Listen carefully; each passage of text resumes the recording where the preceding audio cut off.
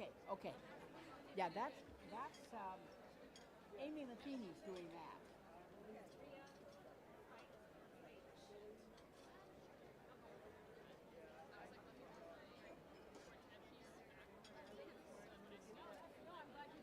I'm glad they've got somebody to do that. That's great.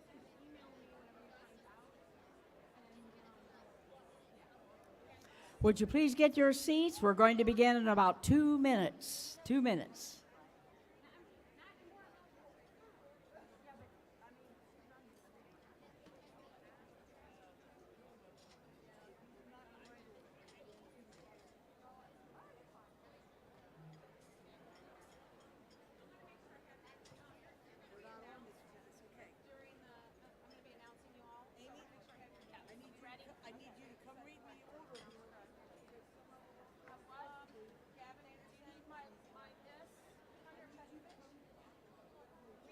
We all set? I'm sorry, say that again. Okay, got it right here. And I'm going to do it per the book. That's fine. Because we did, they are moved over there. So she's going to make them sit down, and I got about 20 seconds to do this. Eric and Corey. Katie's not here. Oh my God, okay.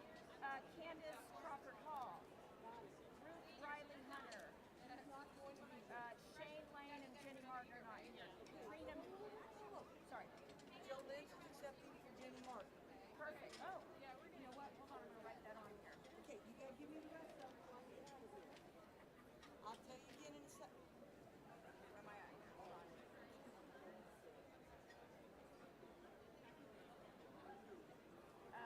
Katrina Meriwether. Gretchen Miles. Stacy Mueller.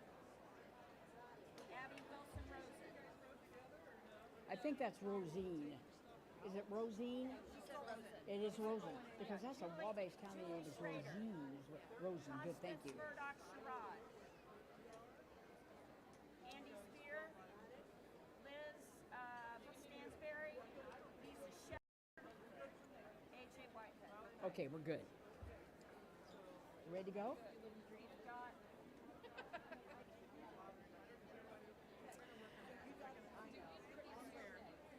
We will be introducing the Center Circle officials getting awards tonight, as well as the Silver Anniversary team, and then we'll have the head table introduced for our inductees and special guests. Is it Lens? L-E-N-T. It is TZ. Okay, just want to make sure. I know. And who's Good. doing Karen Meridian? What's his name? First from the Center Circle officials, it's Mike Eason and Ron Mcgriff. Then for our Silver Anniversary team, Amber Holly William, A.J. Whitehead, Lisa Shepard Stidham, Andy Spear, Constance Murdoch Sherrod, Julie Schrader, Abby Wilson Rosen, Stacy Mueller, Liz Stansberry Mitchell, Gretchen Miles, Katrina Meriwether, Shannon Lane, Candy Crawford Hall, and Erica Corey.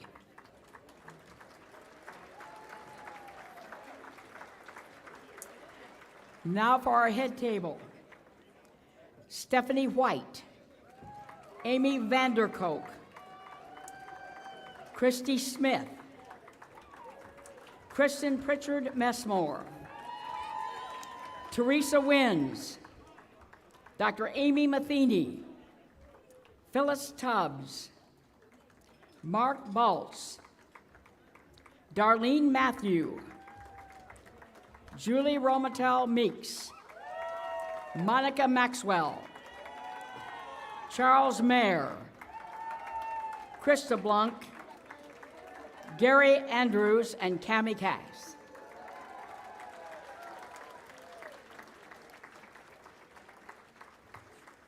These are honorees tonight, and I know you're very proud of their efforts and what they've done for the girls' basketball over the years. And we'll be having a great program to entertain you and to give you all the information on these people a little bit later on. I believe, do we have a national anthem? We do. Yeah, she can come on up.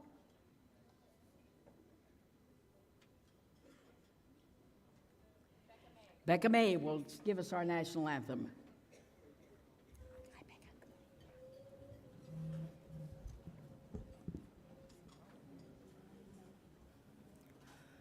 Oh, say, can you see by the dawn's early light what so proudly we hailed at the twilight's last gleaming, whose broad stripes and bright perilous fight o'er the ramparts we watch were so gallantly streaming.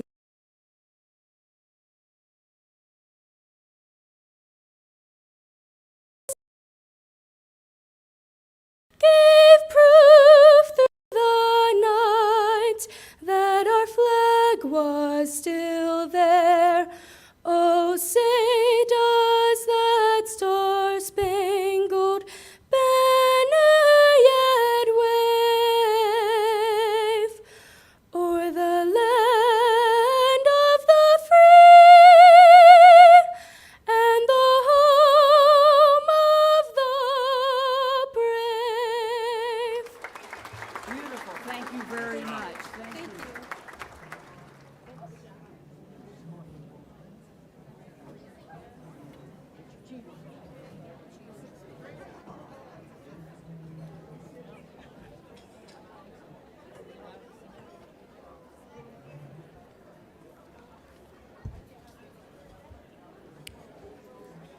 Ladies and gentlemen, I ask that you bow your heads in prayer or silent meditation. Dear Heavenly Father, we thank you for the opportunity together tonight to honor each of our inductees and to celebrate their careers and accomplishments.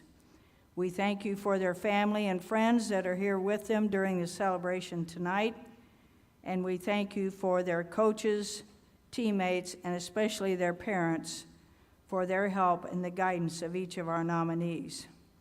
All of our honorees have contributed much to Indiana basketball and now are providing leadership and are positive role models to the younger generations to follow. As we celebrate the 50th anniversary of Title IX, we ask that the pioneers of women's basketball that have gone on before us will always be remembered for their contributions to make it possible for our honorees to participate in this great game of Indiana basketball. We ask that you bless the food and the hands that prepared it for the nourishment of our bodies. And lastly, tonight we ask that you grant safe travels to everyone in attendance as they return to their homes at the close of our celebration. All of these things we ask in your name and pray that your will be done. Amen.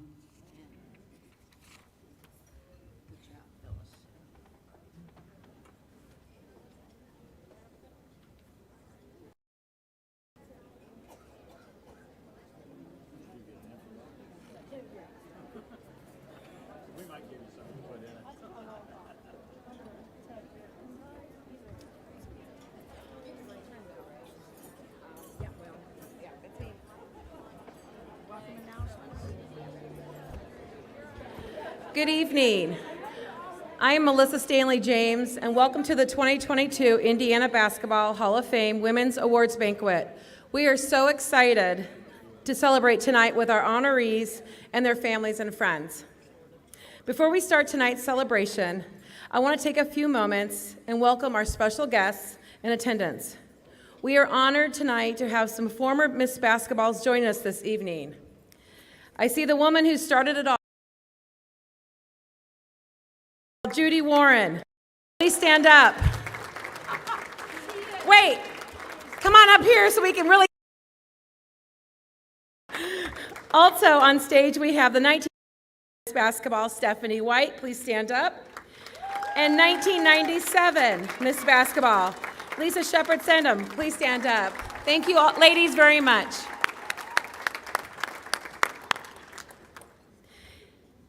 I am privileged to welcome all Hall of Fame inductees joining us tonight in celebration in person and via our live stream. If you're here, inductees, you know who you are. Amy.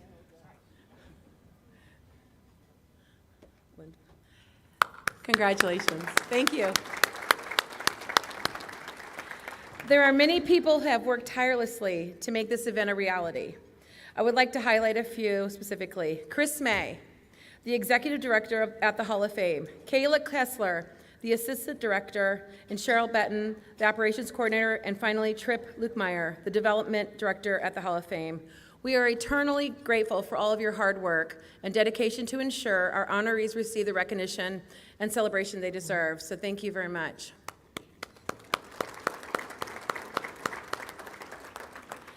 I would also like to thank the Women's Banquet Committee. The reason why everything is so wonderful is because of their hard work the last 6 months preparing for this event. Would you all please stand up and be recognized? Thank you.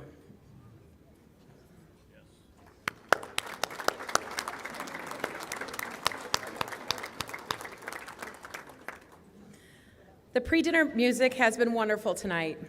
We are so lucky to have members of the string quartet from Center Grove High School performing for us. Please join me in thanking Gavin Anderson, Hunter Petkovich, Ria Patel, and Lily Spate for tonight's performance. They're over here. And how about the beautiful rendition of our national anthem by Becca May? She's wonderful. Finally, I would like to thank the staff at Primo's for the service they are providing tonight. Thank you all very much. Before we get started tonight, the Indiana Basketball Hall of Fame Women's Committee would like to take this opportunity to invite all of you to help with a project that will benefit girls' basketball history in our state. This project involves compiling each school's career scoring leader and 1,000-point scorers. To the IHSAA, the Hall of Fame, and any other group. On each table, you will find a couple of lists of the career scoring leaders of every school in the state. Please take a moment to look through the list, and if you could help us and provide any more information, please contact Pat McGee. His contact information is noted on the paper on your at your tables. Thank you in advance for your assistance in this very important project. Tonight is all about celebrating. What a better way than to honor these amazing individuals sitting right up here tonight. Let's capture some magical moments and create happy memories as we honor these wonderful people.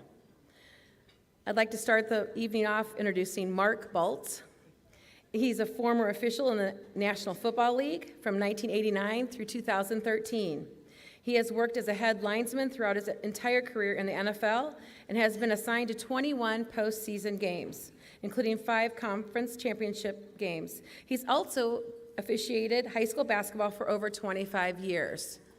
So any of you players out there who may have gotten a bad call from him, he doesn't mean it really. As our wonderful Indiana Basketball Hall of Fame president, it's my pleasure to introduce Mark Waltz and to begin this evening's award portion. Thank you.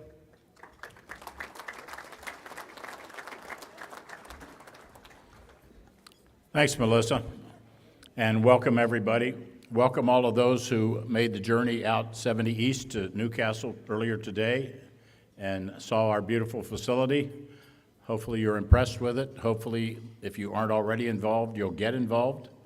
We're proud of what we do there at the Hall of Fame. It's an honor for me to be in the first of my 2-year term as president, and it was even more of an honor being inducted into the Hall of Fame just last month. So enjoy the evening. We've got a great evening planned. You're here at Primo's, one of the primary banquet facilities in the entire Marion County area. They do a wonderful job for us year in and year out. Welcome to all the inductees. Welcome to the Silver Anniversary team, all of our guests, Everybody in attendance, sit back, relax, and enjoy your evening, and thanks for coming.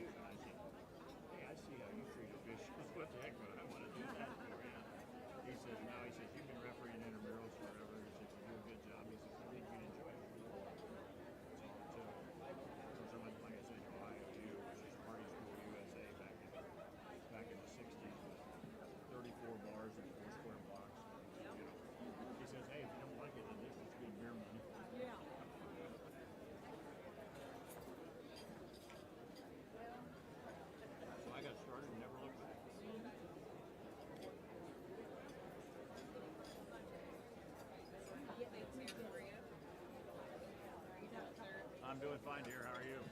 Nice to see you again.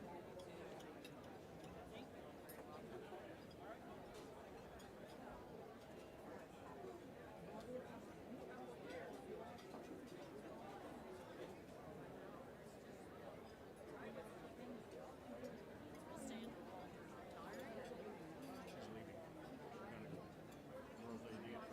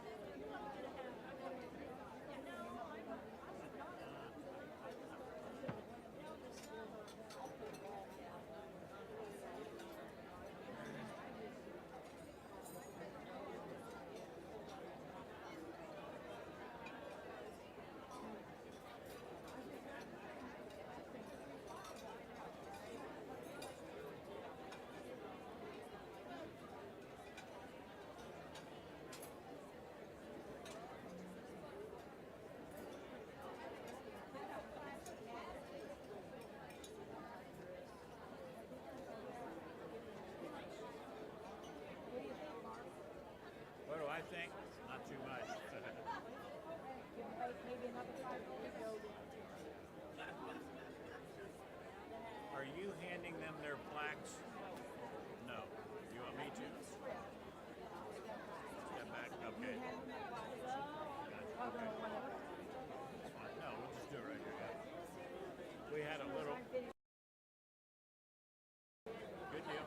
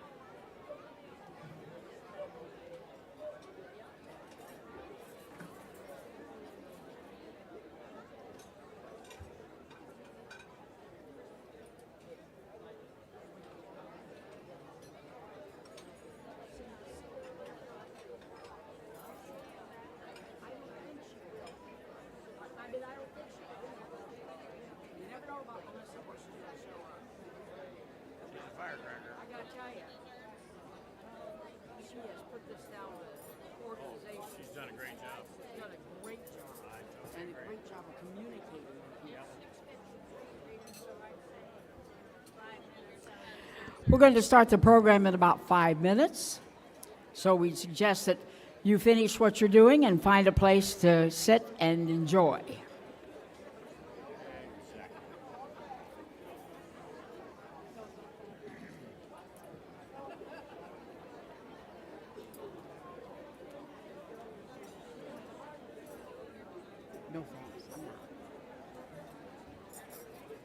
Thank you.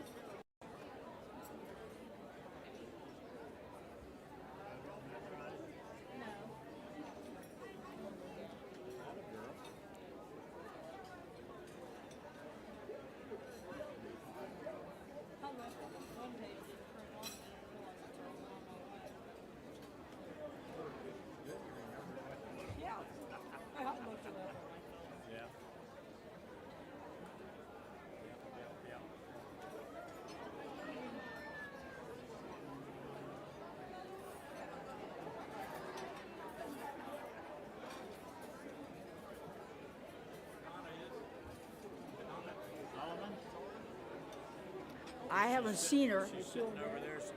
She's either over there or she's back there with the Hall of Fame table. They're back there in front of the screen. I don't know.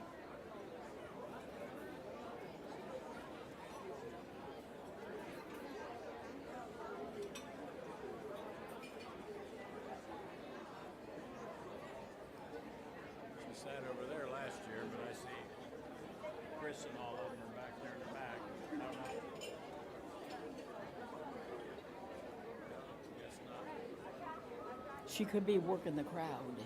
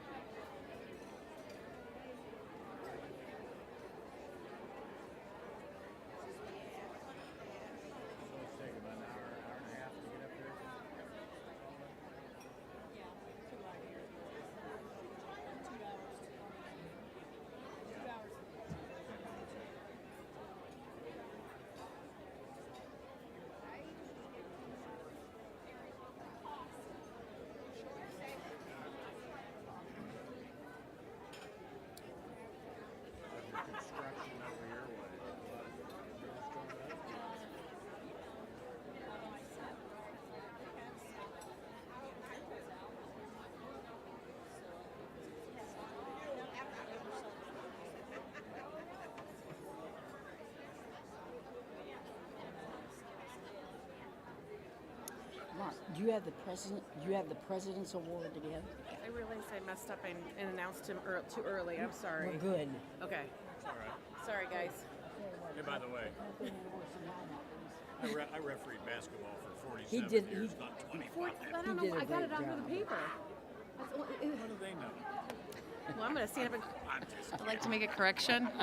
I said 47 years? 47? I refereed for a total of 50 years. Oh, my God. Don't say I'd like to make a correction. I just realized that I made a small faux pas. 50 years he was officiating. 50 years. Let's give him a hand. And he lived through it. Holy moly. That means that I was like, I was 4 years old. That's pretty good.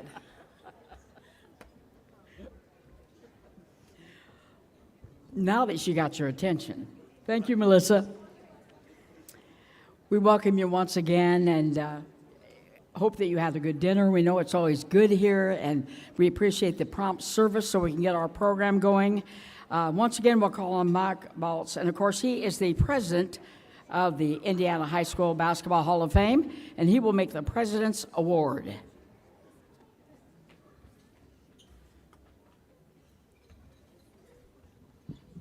Thanks, Rita, and thanks, Melissa. You didn't have to do that, but it did sound kind of funny when you said I refereed in the NFL for 25 years, and I refereed high school basketball for 25 years, which means I went right in the NFL when I started officiating.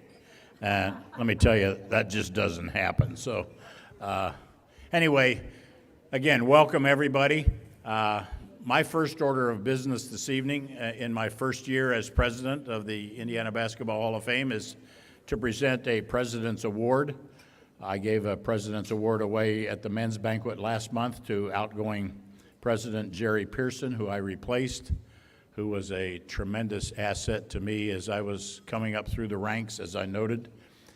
For the Women's Award tonight, it's pretty easy for my first presidential award honoree, but I wanted to kind of give you a little bit of a story about how things go full circle. They say, you know, things in life go full circle.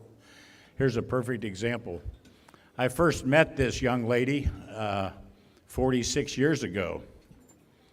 She was a member of the Warsaw Lady Tigers basketball team. Now you already know who she is, but I'm going to keep telling you the story. The first year of girls' high school basketball here in the state of Indiana, and I was a resident in Fort Wayne. And that's the only reason for the correction, so I couldn't have done what I did if we hadn't have made that correction. But she played in the sectional at Tippecanoe Valley High School. Needless to say, she won that sectional and went on to the regional. Already noted. But the funny thing about that, and I told her this when I first reacquainted myself with her about a dozen years ago when I got involved with the Hall of Fame, she didn't remember me from Adam, which was fine. And all I remembered about her was, boy, is she short. But boy, was she great. But anyhow, I was one of the 4 officials assigned by the IHSAA to referee that Tippecanoe Valley sectional. And I refereed the championship game in which this young lady won the first ever girls sectional and Warsaw High School. Let's go a little more for full circle.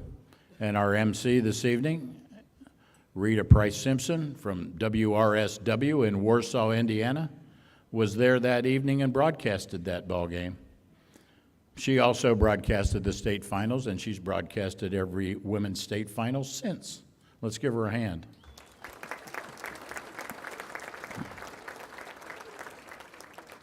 And also at the head table this evening, Teresa Wins officiated the first women's state championship basketball game.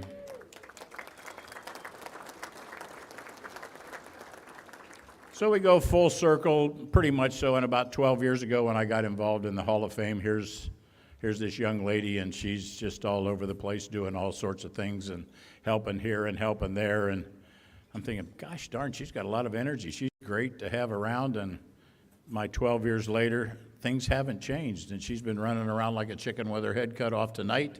She's a valuable asset to Donna Sullivan and the Women's Committee, and in my year as president, my previous years as vice president and coming up, she is just a tremendous asset to this organization. Don't walk away, Judy. I see you going that way. Please welcome Judy Warren, President Award winner.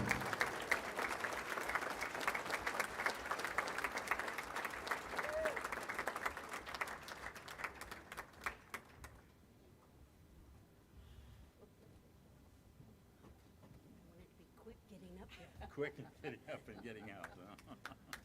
We got this podium in there. Thank you. Thank you. I do have one other order of business, Rita, that I was just handed before everybody got here this evening.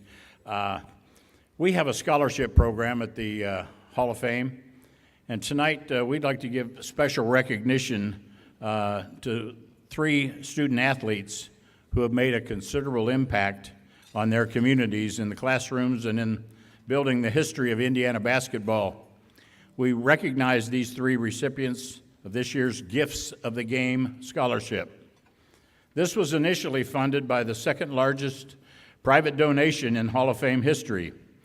The Gifts of the Game Scholarships grant 4-year renewable college scholarships to Indiana high school seniors who have participated in Indiana high school basketball as player, manager, trainer, statistician, or in another way in the pursuit of post-secondary education. The 3 recipients of those scholarships this year were announced this past January, and they are here with us tonight. We would like to recognize them. The first is Madison Axem of Elkhart. Madison is a 4-year varsity basketball starter and co-team captain for Elkhart High School girls basketball team. Axem's on-court success is recognized throughout her nomination to the Prep Girls Hoops 2021 NIC Watch List and District 1 IBCA Player of the Week.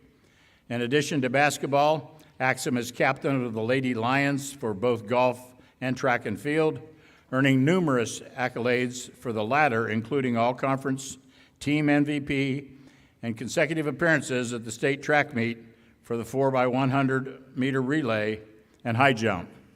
She's an active contributor in the community and classroom as well. She holds positions in the Student Athletic Council, Student Government, National Juniors Honor Society, Habitat for Humanity, and volunteers at Upwards Basketball League, refereeing, good for you, and Firehouse Christmas with Santa. She's the daughter of Mary and Jared Axem of Elkhart. Axem plans to continue her academic and athletic career at Goshen College.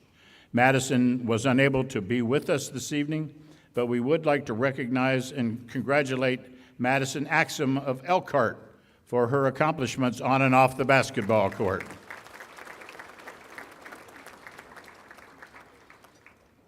The second of our 3 honorees is Carson Dibble of Columbus. Carson is a senior starter and 4-year participant in basketball at Columbus North High School, leading his team to an overall record of 16-8 his senior year. Earning varsity letters in both basketball and football, he's selected as Academic All-State his senior season. Carson additionally supports his high school through the Bulldogs Unified Track and Field Team. Beyond athletic accomplishments, he's an active member of the Foundation for Youth, Boys and Girls Club of Columbus, and volunteers for Toys for Tots, the Alzheimer's Association, and mentoring younger students. He is the son of Greg and Rita Dibble of Columbus. Tripp Lukemeyer and I were honored to go to Columbus North back in January and present Carson with his award. Please join us in congratulating Carson Dibble for his accomplishments on and off the basketball court. He's back here at table 69. Stand up, Carson.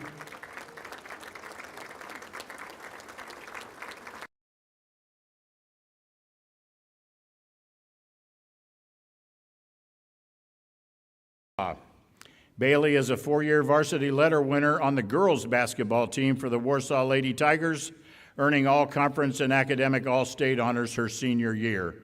Leading her team to a combined 4-year record of 65-30, Stevens additionally earned honorable mention all-area honors in basketball and participates in cross-country for the Lady Tigers and equestrian. Her success on the court is mirrored in the classroom, earning honor roll honors each year at Warsaw High School, and is a community leader as an active member of 4-H. Stevens is also a volunteer at her local YMCA as a youth development and works in basketball development. The daughter of Melanie and Robert Stevens of Warsaw, Stevens plans to continue her academic and basketball career at Lawrence. Congratulating Bailey Stevens for her accomplishment on and off the court. Also back here at table 69. Bailey, thank you for being with us. Okay, back over to Rita. Thanks, Rita.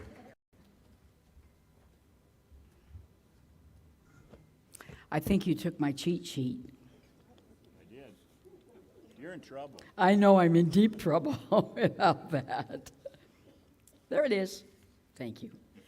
Just a note, about people who have done so much for the game and are very, just unusually humble about it.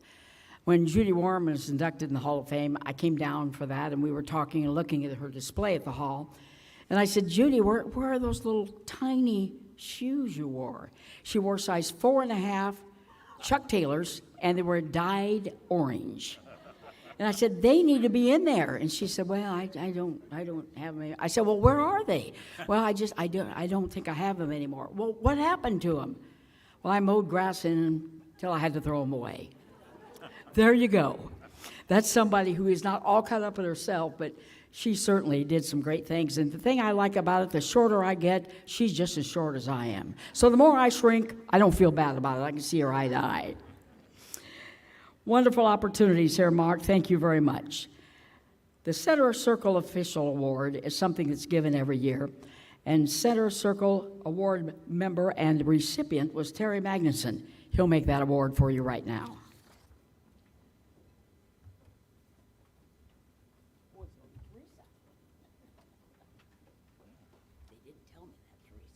That's okay. Good evening. Now, I know as you listen to the introduction and you look at the name that's on the program, I am not Terry.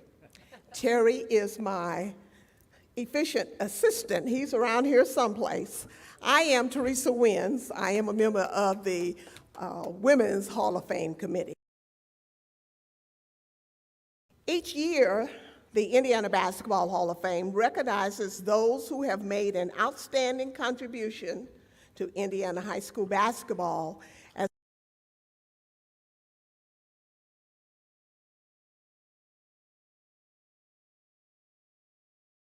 may be recognized each year for their work in girls basketball. Recipients must be nominated and have displayed a long, dedicated, and decorated career to work in Indiana high school games, as both of tonight's recipients have done. Assisting again with our presentation this evening is previous Center Circle Official Award recipient. One of the recipients of the Center Circle Officials Award is Mike Eason.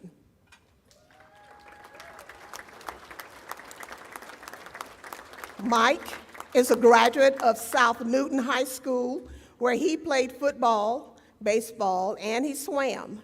He attended Ball State University, where he earned a degree in accounting. His officiating career has included over 26 girls sectionals, 15 regionals, 7 semi-states, and 5 girls state finals assignments in 2007, 2010, 2013, 2016, and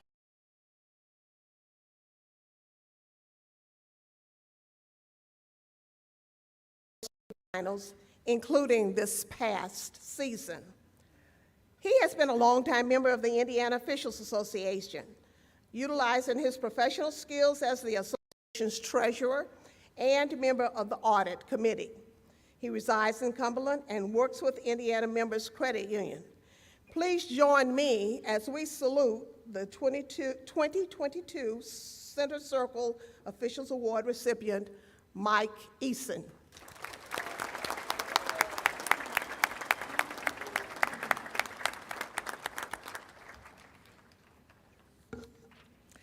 Our second recipient of the Center Circle Officials Award is Ron Mcgriff.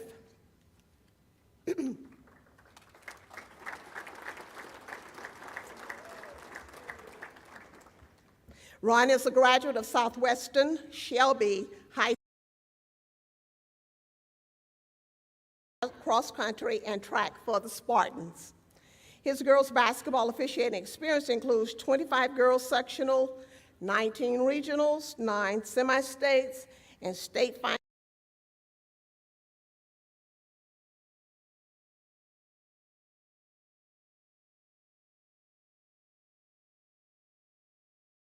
High school athletic.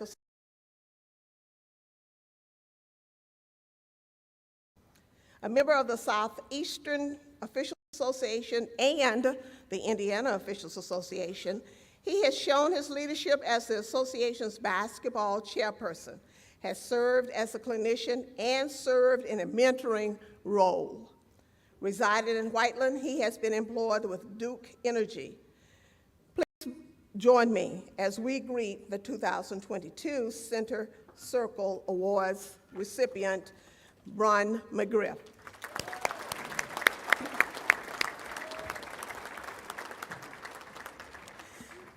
Let's congratulate Mike and Ron again for their great work as sports officials. Before I leave the podium, let me just say that sports officials serve a vital role in the administration of sports contests. Without them, There are no contests.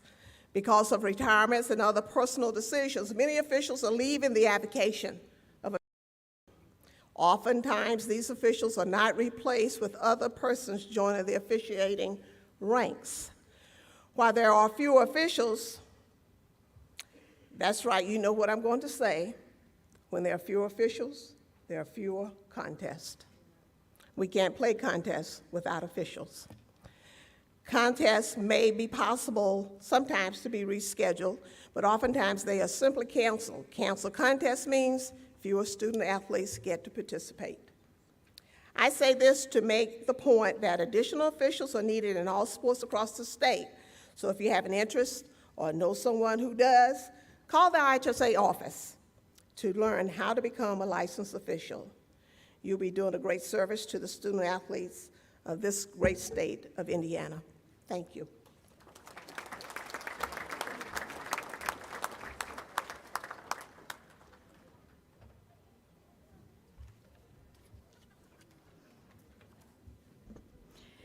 Each year, the Indiana Basketball Hall of Fame honors the team that won the state championship 25 years ago. At this time, we recognize the 1997 Martinsville Lady Artesians. Martinsville became the 16th different school to claim the state championship in the 22nd annual Indiana High School Athletic Association Girls Basketball State Finals on March 1st, 1997 at Market Square Arena in Indianapolis. Coached by Hall of Famer Jan Connor, Martinsville defeated Crown Point 66-59 for its 24th consecutive victory, and they ended up 26-1, finishing into the championship season. They finished the regular season ranked second in the state. Junior forward April Traylor led Martinsville offensively with 17 points, while and Kristen 14 points each. Earlier in the day, Martinsville had beaten Columbus East 55-51 with four players, Leslie Deaton, April Traylor, Kristen Bodine, and Lee Ann Harden in double figures. Martinsville claimed the 1997 state title with just one senior on the roster, and that ushered in the class basketball era as it is in 1998, 4A champions a year later with most of the same roster. We'll call up the members of the team now, please. Members of the 1997 Martinsville Lady Artesians include April Traylor,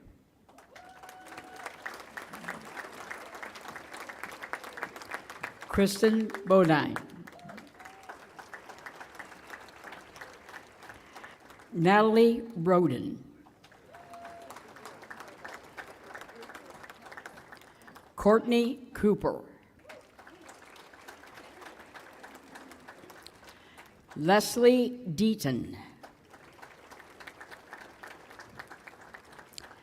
Leanne Harden,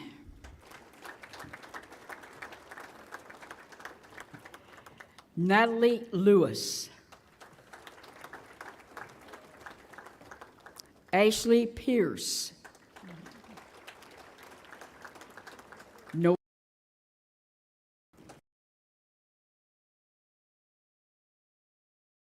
Michelle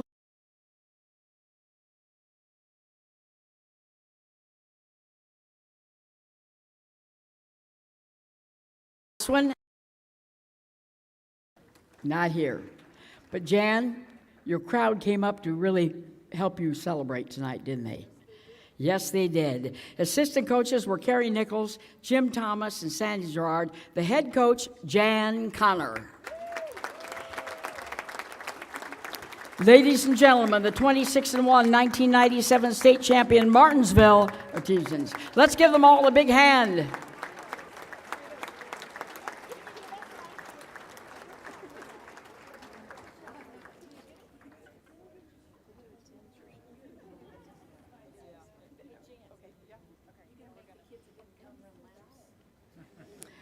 Did you hear that question? Jan was asked, are you going to make the kids that didn't come run laps? Aha! Did she make you guys run a few laps? Oh, yes. Well, our congratulations to all of them. A great feat and a great team and a great program.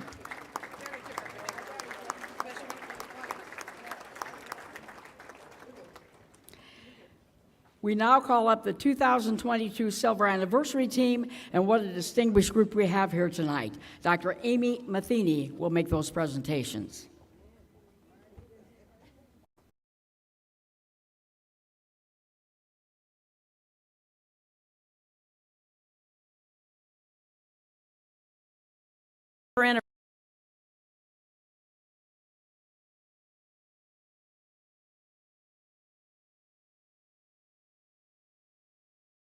So I'll be introducing our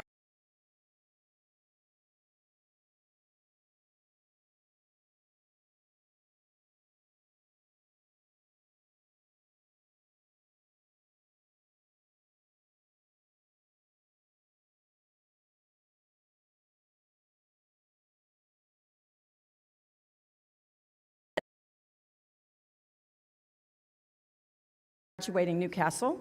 She was the only four-time All-North Central Conference player in Newcastle history and led teams to 3 of their 5 best seasons in program history, winning 4 sectionals titles, 2 regionals on teams that went 63-26.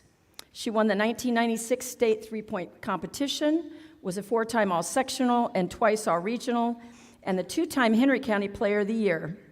She played at Southern Illinois Edwardsville, where she started 18 games as a sophomore before a career-ending back injury that has required 11 surgeries. God love you. Erica says about basketball that it brought me a lot of joy, but also taught me a lot of adversity, but I wouldn't have it any other way. She taught and coached at Lafayette Jeff from 2007 to 2010 with Hall of Fame coach Jan Connor. I am sure you could tell us a lot of stories. And since 2012, she has been part owner of her family lawn care business in Newcastle, where she lives with her husband Mark and their 18-year-old daughter Kyra. Erica Corey, Newcastle.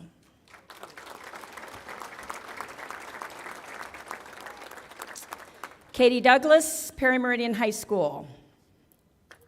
Katie's not here. And accepting on her behalf is her coach, Mike Armstrong. So Katie has a really good reason for not being here. She's just had twins. So she's got her hands full. Katie was an Indiana All-Star, Indianapolis Super Team Player of the Year, First Team All-State, and a 3-time All-Marion County. She set Perry Meridian records in career and season scoring, assists, and steals. Her senior year, the team finished 26-1, where they got beat in the semi-state. She was a 2-time first-team All-American at Purdue, a member of the Boilers' 1999 National Championship team, and a 2001 Final Four squad. She was Big Ten Player of the Year and the 10th pick in the 2001 WNBA draft. She played 14 seasons in the league and was on 5 WNBA All-Star selections, winning the WNBA All-Star MVP in 2006. She was a key member on the Indiana Fever's 2012 WNBA championship team.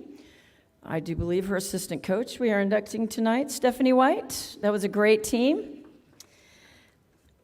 And Katie retired among WNBA career leaders in scoring, three-pointers, and steals. She resides in Indianapolis with her husband and her baby twins. Katie Douglas, Perry Meridian.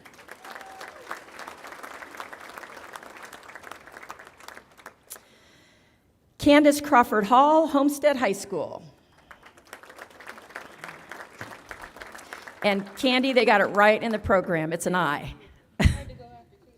Right. Candy averaged a double-double all 4 seasons of high school, winning 4 sectional titles and being named the Northeast Girls Player of the Year, and she was an Indiana All-Star. She played in 125 games over 4 seasons at Purdue University and was a member of their 1998 Elite 8 team, their 1999 National Championship team, and she started 17 of 38 games as a senior for their 2001 National Runner-Up team, all while earning academic All-American honors. She worked in the sport marketing for Arizona State University, basketball communications with the WNBA, Phoenix Mercury, and since 2006 has worked at FedEx. On winning, Candy said, "Don't think of your losses as failures, but lessons, and never settle or be complacent." Candy resides in Fort Wayne with her husband, and they have 5 children and 5 grandchildren. Candace Crawford Hall, Homestead.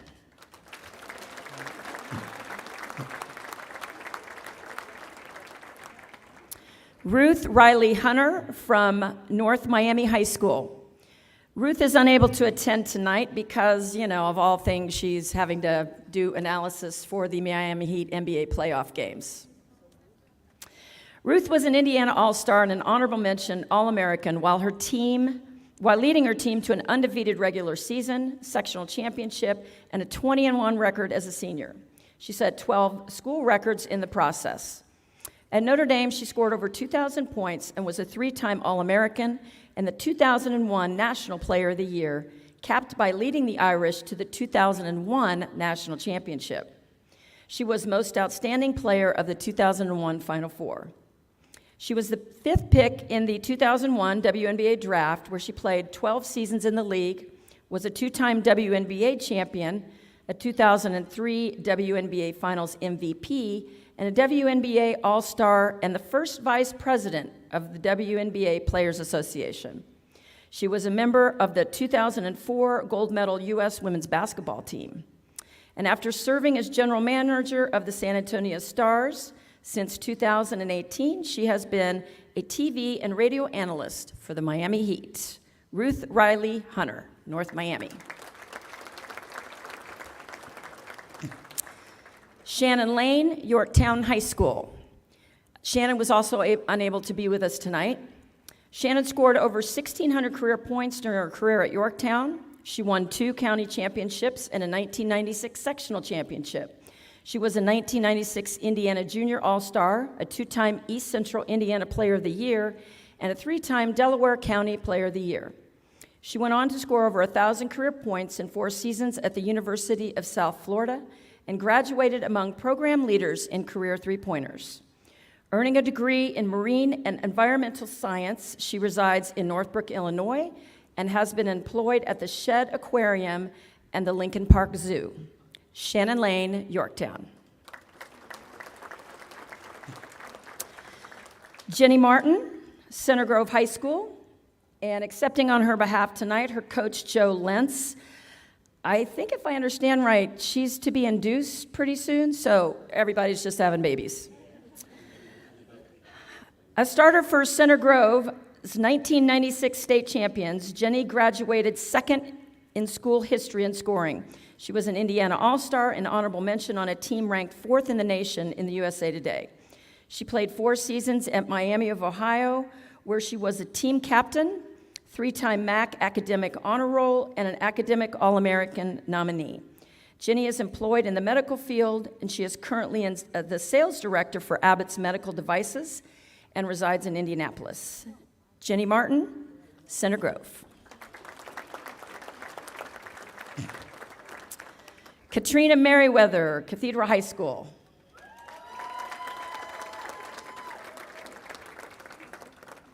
Katrina was an Indiana All-Star and was the Indianapolis City Recorder Athlete of the Year after leading Cathedral to 4 sectional titles and the 1996 Regional Championship.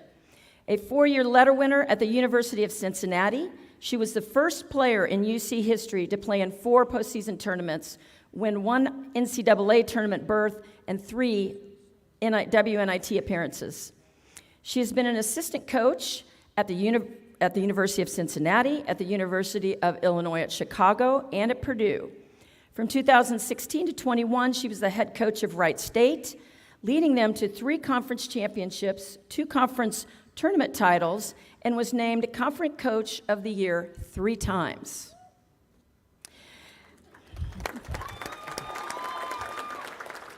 And wait till you hear where she is now. As a coach, she says, her legacy is about helping people being the best role model I can be. Katrina is in her first season as the head coach of the University of Memphis. So we're going to be watching them next year. She resides in Memphis with her 2-year-old Silver Lab Bailey, who she left home tonight. Katrina Meriwether, Cathedral.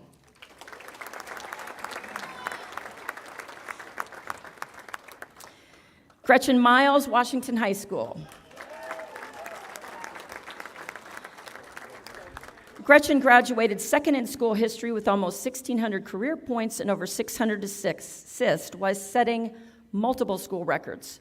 She was part of teams that went 89-9, winning 4 conference titles, 4 sectional titles, 4 regional championships, and reached the 1995 state finals. She was a 1996 Indiana Junior All-Star, All-State, and a 1997 Evansville Courier Player of the Year. She attended the University of Southern Indiana, where she played basketball and tennis.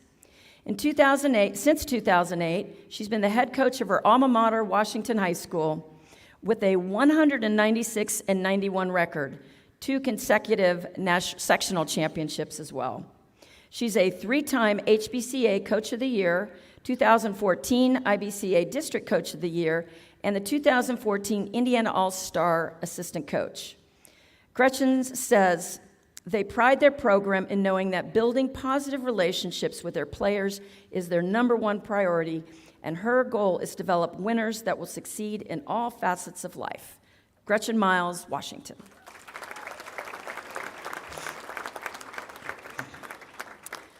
And now for the best dressed of the evening, an honor she said she was going for, Stacy Mueller, Evansville Harrison High School.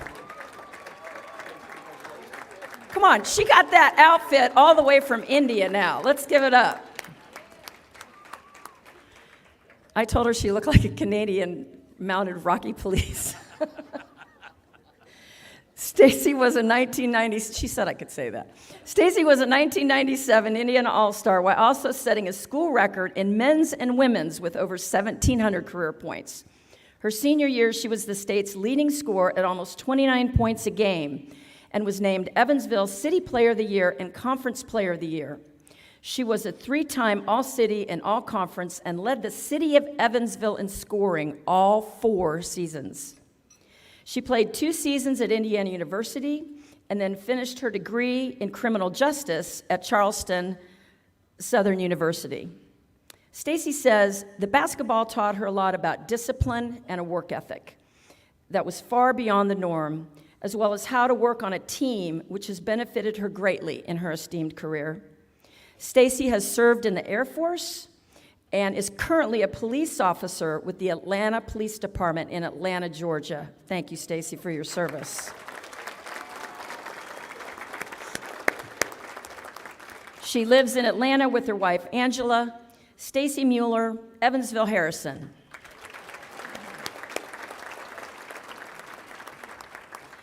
Abby Wilson Rosen, Huntington North High School.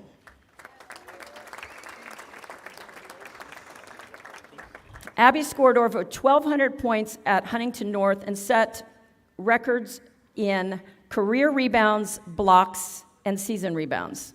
She was the 5th all-time career scorer and was a member of the 96 Junior All-Stars. She was on teams that won 91 games, including 4 sectional championships, 3 regionals, and was a member of the 1995 Huntington North Lady Vikings State Championship team. She played at the University of South Florida and earned her degree in elementary education, graduating cum laude.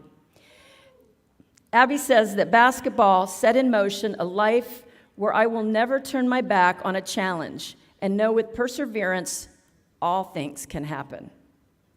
After working outside the home for the last 20 years, she is currently living in Fisher, where she spends much of her time homeschooling her 3 children. God bless you, Abby. Abby Wilson Rosen, Huntington North.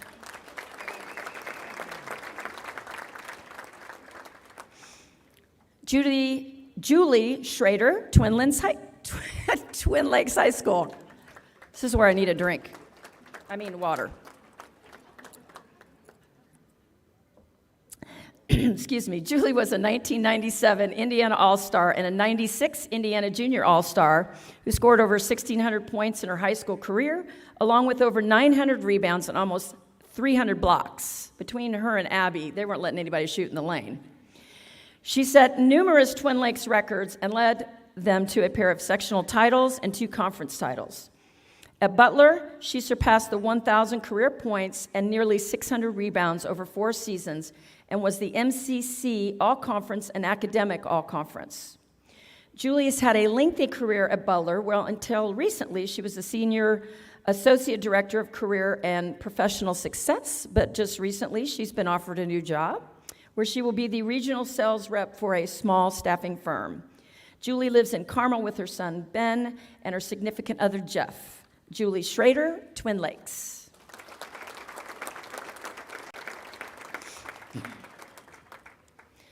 Constance Murdoch-Sherrod from South Bend Clay High School. Constance was an Indiana All-Star. She was first-team All-State, and she was a Nike All-American participant after setting records at her high school with over 1,000 career points and nearly 1,000 career rebounds. After a 5-12 freshman season, her Clay teams improved every year, and with her leadership as a senior, they had a 20-2 record and won a coveted sectional title. She was a member of Purdue's 1998 Elite Eight and 1999 National Championship teams, and went on to sign with the WNBA Houston Comets. On winning, she says, "Winning is a culmination of hard work and opportunity and builds self-confidence." She earned a law degree from DePaul University, and after many years in solo practice is now the managing attorney of a law firm in Chicago. She's a big deal.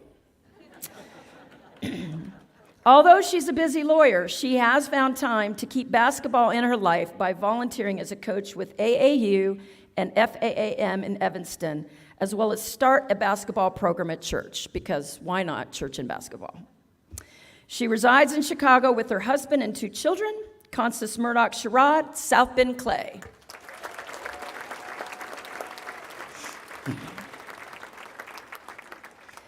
Andy Spear, Jennings County High School. Andy was both a 1997 Indiana All-Star and a Junior All-Star, leading Jennings County to 2 sectional championships and a Hoosier Hills Conference championship in her career. She was All-Conference and 3 times earned All-Area honors on teams that went 65-17 in 4 years. She was a 4-year player at the University of Evansville as a part of their Missouri Valley Conference championship team and participated in 1 NCAA national tournament and 1 WNIT tournament. She resides in North Vernon, Andy Spear, Jennings County.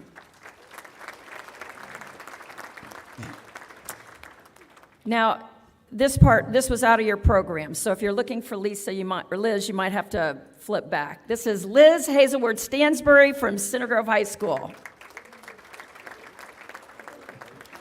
Liz scored over 1,000 points as a 4-year starter, was a key member of the 1996 state championship team. Besides her state title, her teams went 63-8, winning 4 sectionals, 2 regionals, and 4 Johnson County championships. Liz earned all sectional, all regional, all semi-state, all metro, and 4 years she was all county. She was also a 3-time All-State and an Indiana All-Star. She was a senior on Center Grove's team that was ranked 4th in the nation in USA Today. She attended Vincennes University and was a member of their 29-1 team that was ranked 6th in the country. She completed her career at Murray State University, earning all conference honors. Liz says on her years of playing basketball, "I am a team player and always consider others throughout my life, because that's what I was taught on the court, to keep your eyes open." And she credits her father for teaching her as her coach. Liz is a licensed nurse and is currently the corporate director of business development for neuropsychiatric, where she resides in Brown County, Indiana. Liz Stansbury Mitchell, Center Grove.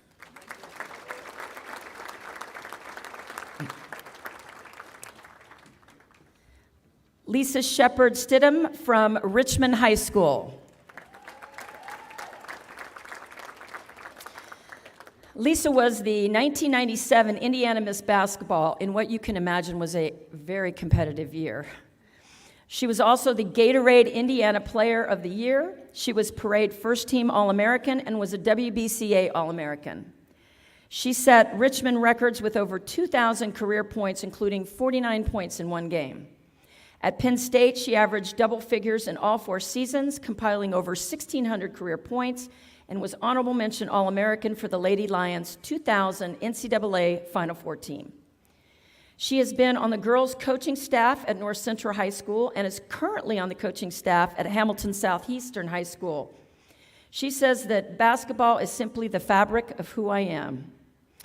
When asked her thoughts on winning, she says, "It's more about the process to get to the result," which is why she's a very successful owner of Dreammakers Basketball and S&S Elite Sports. She resides in New Palestine with her husband and 2 children, Lisa Shepard Stidham, Richmond.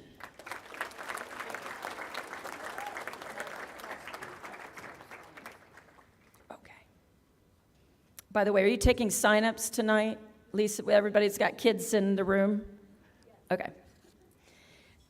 Tammy Steiner from Kokomo High School is not here tonight, but is Mike McCroskey in the room that he can accept on her behalf? Oh, he slipped out. We're going to let him know. Tammy was an Indiana All-Star, an Indiana Junior All-Star, and she graduated among Kokomo career leaders in scoring, assists, and three-pointers. She was a 3-year All-North Central Conference and a 3-time Howard County co-MVP and twice the regional MVP on teams winning 4 sectionals, 3 regionals, and making a 1996 and a 1994 state finals appearance. She resides in Knightstown. Tammy Steiner, Kokomo.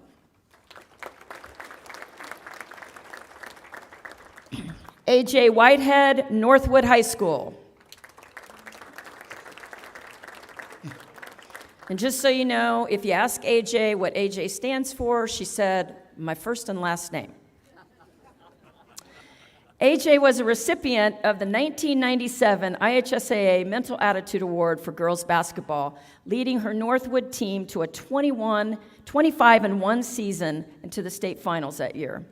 Her teams went 68-4 over 3 seasons, winning 3 Northern Lakes Conference titles, 3 sectionals, and 3 regionals, and she was all-conference her junior and senior years. She was a 3-time All-American and national championship in college by leading Bethel College to the 2000 National Christian College Athletic Association Championship and was named National Player of the Year. She played overseas with Athletes in Action and with Berlin Baskets in Germany. On winning, she says, it's the result of a culture of trust and accountability to self and your teammates and requires selflessness. On her opportunity to travel abroad with basketball, she says, it has shattered my world lens and is still being reconstructed as a mosaic. That's going to be the tagline for why women should play basketball. I love that. She has held a career in strength and conditioning, including working with the Turkish Basketball Federation, and yes, she speaks Turkish, and at numerous Division I schools, including Purdue. She is currently at the University of Wisconsin, where she is the strength and conditioning coach for the women's basketball team, so we have to watch them this next few years. She lives in Madison with her fiance, Gina, A.J. Whitehead, Northwood.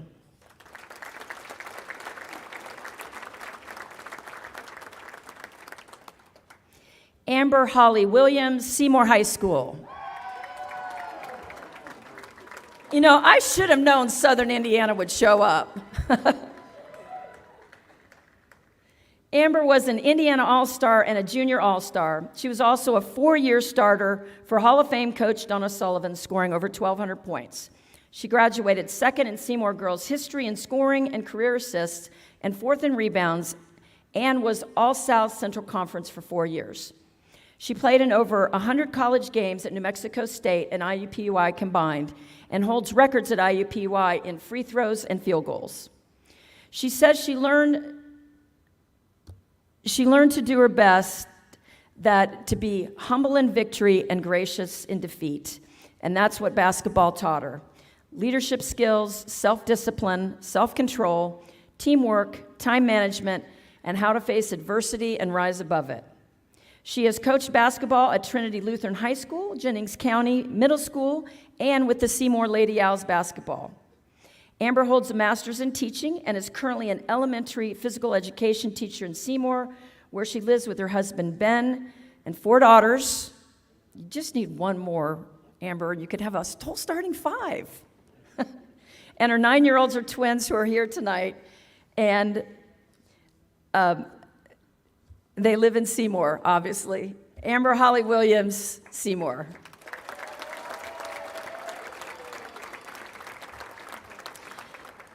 So, before we end here, every year we talk about the power of women participating in sports. And this year is no different. I think you can see that this is an amazing group, not just winners, and they won on every level they played, but they translated their experience into being police officers and school teachers and attorneys and business owners and coaches and NBA announcers and mothers of twins. Yes, we have 2 of them in this group that are mothers of twins. So one last time, I want the Silver Anniversary team to all stand up. Let's give them a round of applause. Ladies and gentlemen, your 2022 Women's Silver Anniversary team.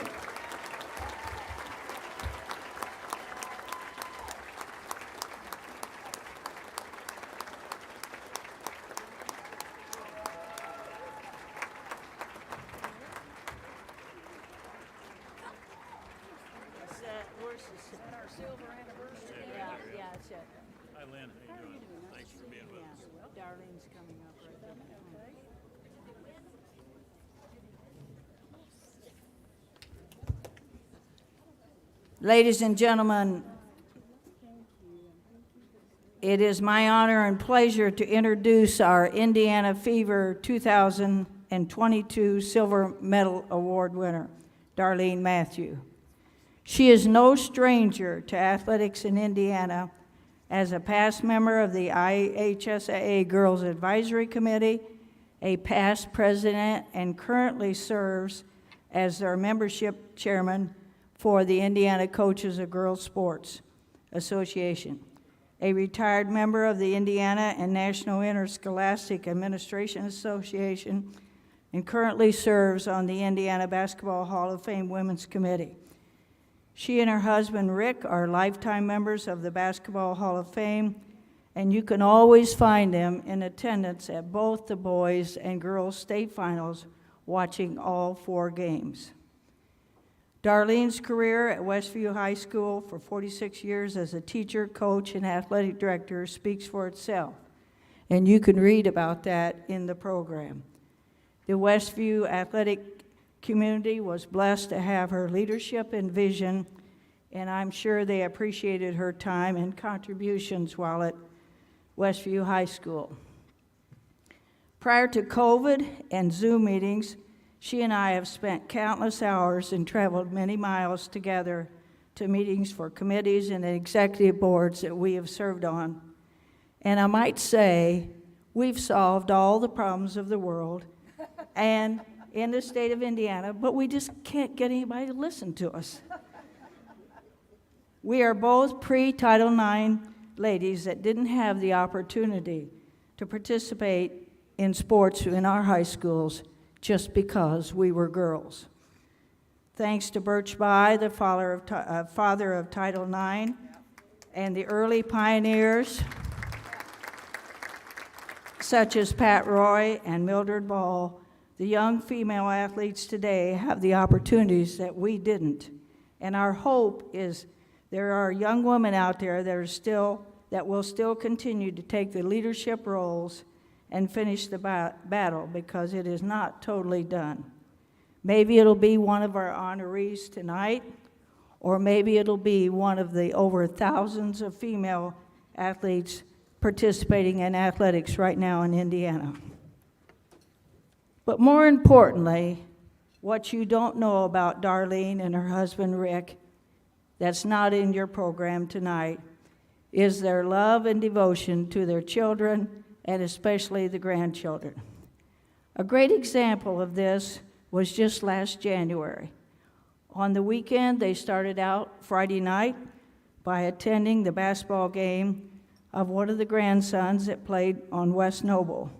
Saturday morning, they headed to Bloomington to attend their granddaughter's gymnastics meet or volleyball match. From there, they went to Hauser High School to watch another grandson play in a basketball game. From there, they came to Greensburg to attend an awards ceremony with me that evening, returned to Bloomington.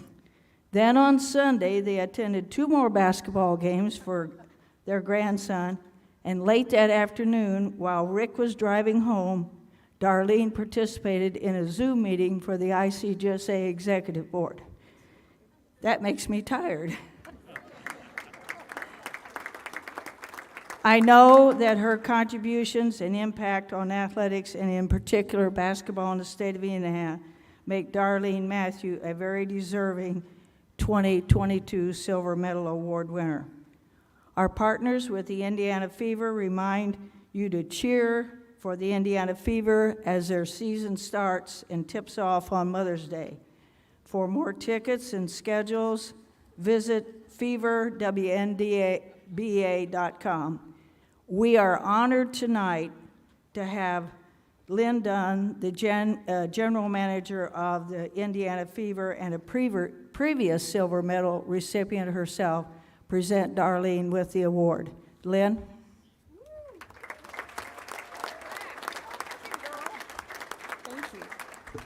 Congratulations, Silver Medal Award winner. Thank you. Oh, thank you.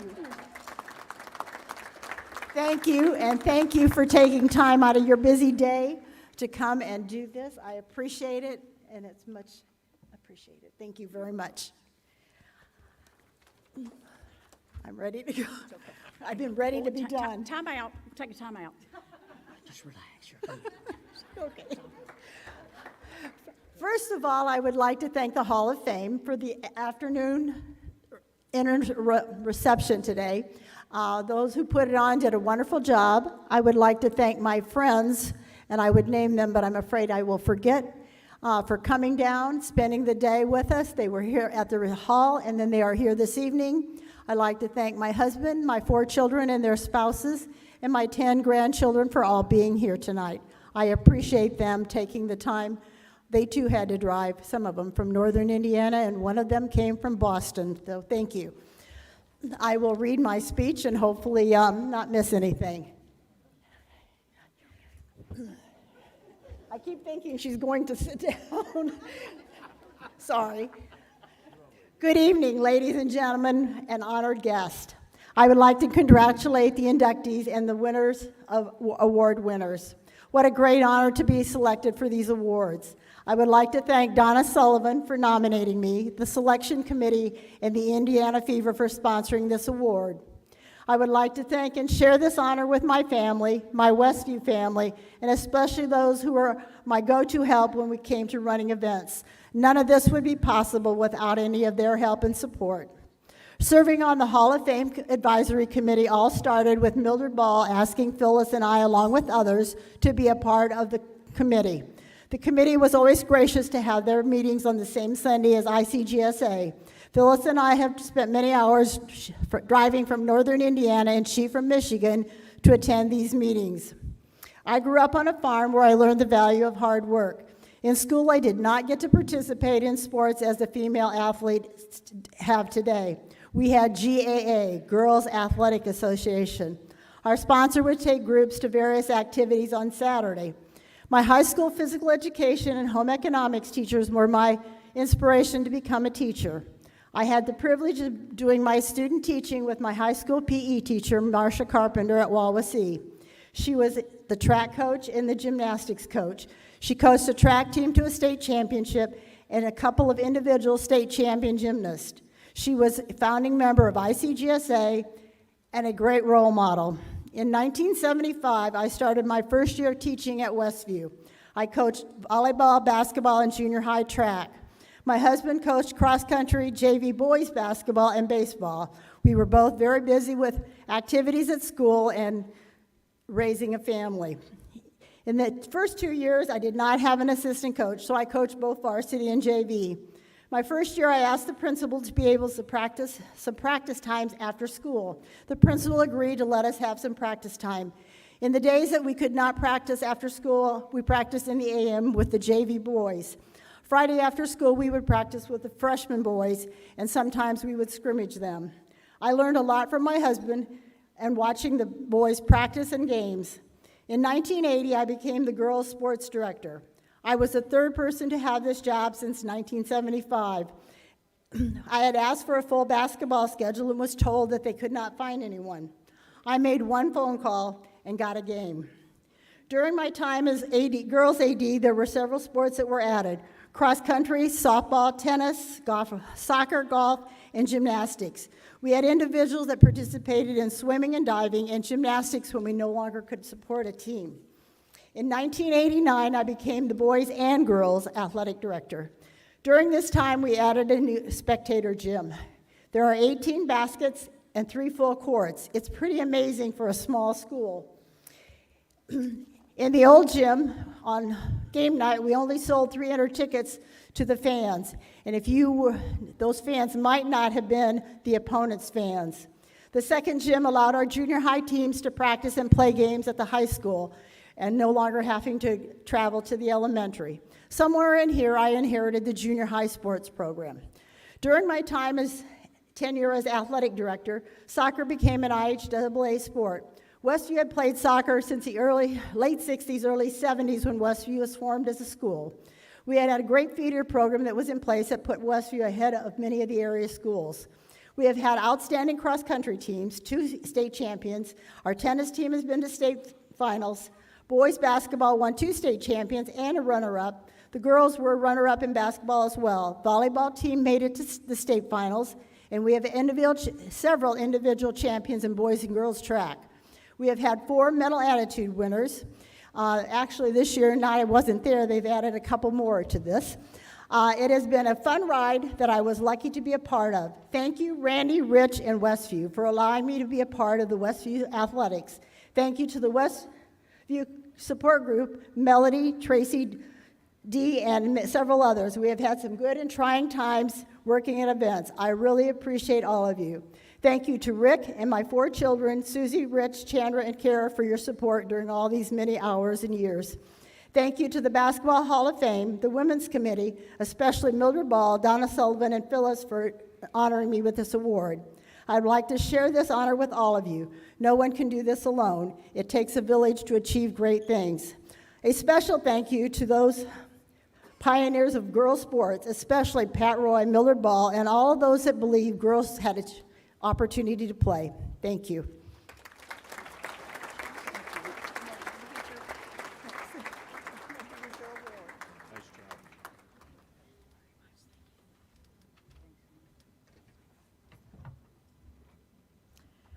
We do want to thank Lynn for her busy schedule for coming tonight. That's much appreciated. And I think she's very happy tonight because they won this afternoon. So that made her in a festive mood. So Lynn, once again, thank you so very much. And I believe it's time now for our inductees. Are you ready? Not really? Yes, you are. The first one we'll talk about is Gary Andrews, 3-time IHSAA championship coach. He led the Fort Wayne Bishop Lures girls program to a 167-44 record, and from 1992 to 2001, including 3 consecutive 2A championships, won 5 Summit Athletic Conference titles, SAC tournament champions, 6 sectional titles, 4 regionals, 3 semi-states, and the IHSAA 2A Girls Basketball Championship in 1999, 2000, and 2001. In 14 seasons as a head women's coach at St. Francis University, his teams were 322-141, with 9 NAIA National Tournament berths, capped by 38-0 NAIA Division II National Championship season in 2013 and 14. 3 seasons for the NCAA Division III Roberts Wesleyan College. There they were 70-30. His team won 216 National Christian College Athletic Association National Tournament, and he was named the 2016 NCCAA Coach of the Year. We're proud to put up for induction tonight, Gary Andrews.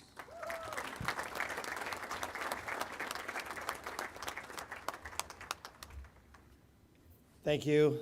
Just first of all, I want to thank God for giving me the opportunity to be able to do something I love.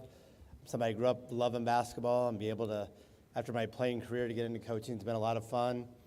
I want to thank and congratulate my fellow inductees and the silver anniversary team and all the award winners here. It's a great accomplishment.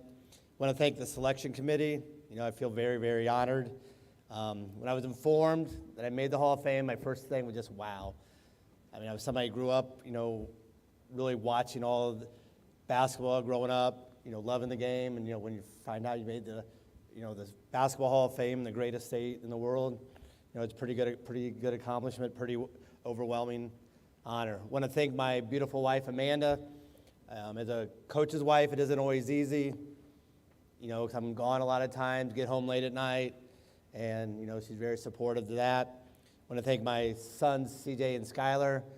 My son CJ is 12. He kind of keeps me, sometimes I will say young, sometimes he makes me feel old because he always wants to keep playing, and he never runs out of energy, so, but he keeps me young. I want to thank my parents. You know, I was fortunate to grow up in a family, in a household that loves basketball. You know, I was going to games when I was 1, 2, 3, 4 years old, so, you know, really appreciate all they've done for me. I want to thank my, you know, sister Jenny. She's my assistant coach on, you know, the state championships teams at Lures and also all 14 years at St. Francis. So I appreciate all, you know, she's done. My brother Fred, he's also a coach. He's coached college and high school. You know, appreciate him and his wife and being here, Dawn, and my niece and nephew George and Mackenzie. I want to thank my niece Taya. You know, I had the opportunity to coach her for 2 years at Roberts Wesleyan, and you know, that was a lot of fun. You know, and just, you know, thank her for everything she's done for me, everything. I want to thank also my friend Bill Scott's here. He's our sports information director at St. Francis. You know, he's a real good friend. And then my cousin Barry, he isn't here, but we grew up together. And, you know, he was 4 years older than me, and we always played basketball. And it's kind of nice growing up with somebody a little bit older than you to kind of teach you the ropes and make sure you don't get too big of a head and beat you up and, you know, beat you all the time. I was somebody that got it, and then last but not least, really want to thank my assistant coaches. You know, I've been blessed with a lot of great assistant coaches, a lot of great players. They made my job easy. It's been a lot of fun. And I was somebody that I got into coaching very, very young. I was fortunate to coach an AAU team when I was 21 that won a national championship, and I remember going, wow, you know, I might have the best team I've ever had, and I'm 21. And that might have been the best team I ever had. But I've been lucky that, you know, the head coach at Lourdes, I think I was hired at 24.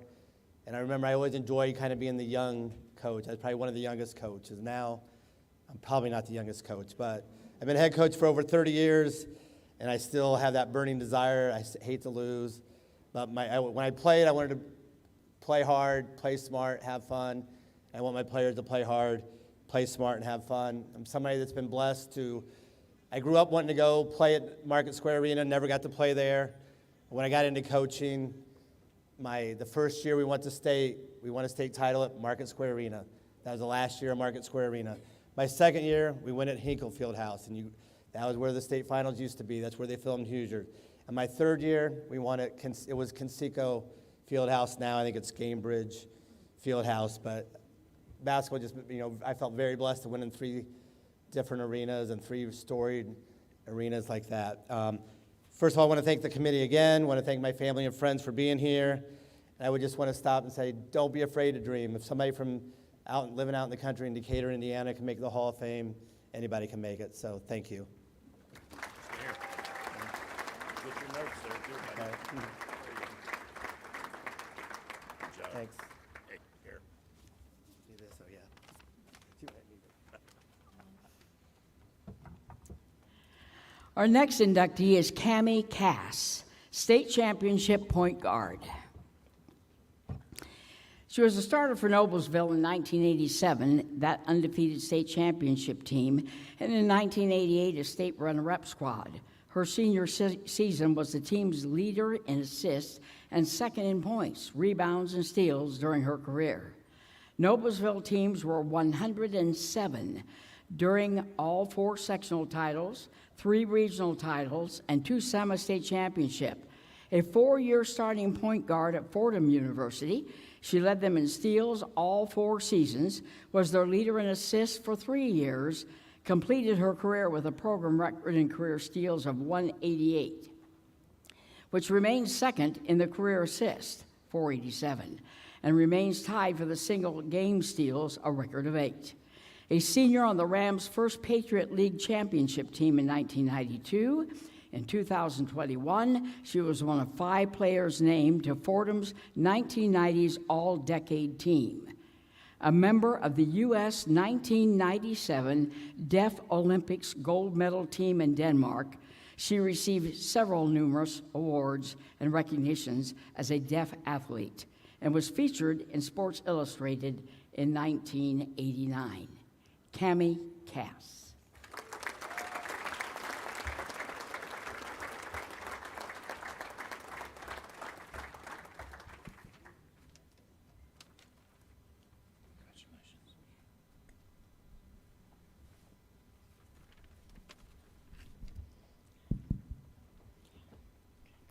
Good evening. I'm really grateful for the Hall of Fame, for the committee for nominating me for this award, and for choosing me with all these amazing other people. I am very humbled by this. Congratulations to everybody else as well. I know that hard work and persistence is a really good aptitude for athletics, but many people supported me throughout my time and opened doors for me to become a player that I am today. People looked at me and saw something inside us that really helped us. The people who came before us really helped us with our opportunities. If it wasn't for the people who came before us, we would not have been able to be successful.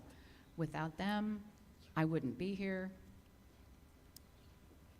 I want a big thank you to my family, my parents, huge fans of mine, my mom. Wow, what can I say? She taught me self-advocacy. She was involved with everything I did. She went to every sports, every game that I did in the hearing community. She encouraged me to be involved in the hearing team and taught me to stand up for myself and advocate for myself, and I did. Even when I complained to the referees, I may have been a little too bold, but, taught me to never, ever, my dad never, ever missed a game of mine, and I know he's here celebrating tonight with us. You encouraged me to be myself, to analyze what I can be, to learn from my mistakes, learn from every game, to improve and learn. So I thank you, Dad.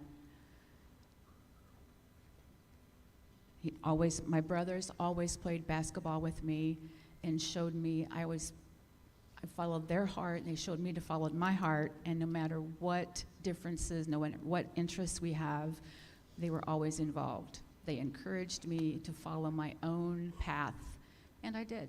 So I thank them. I also want to thank, very special thank you for the Boys Club. That's where I started playing basketball. My career started there. Especially thank you for the director, bless his heart. He tried to explain to me that, every Fridays it was boys only. Every Friday was girls, the other days were boys only. And he tried to explain that to me, but I guess I decided that I didn't want to listen to him that time. So I went every day and played with the boys until they accepted me. So I also want to thank my team.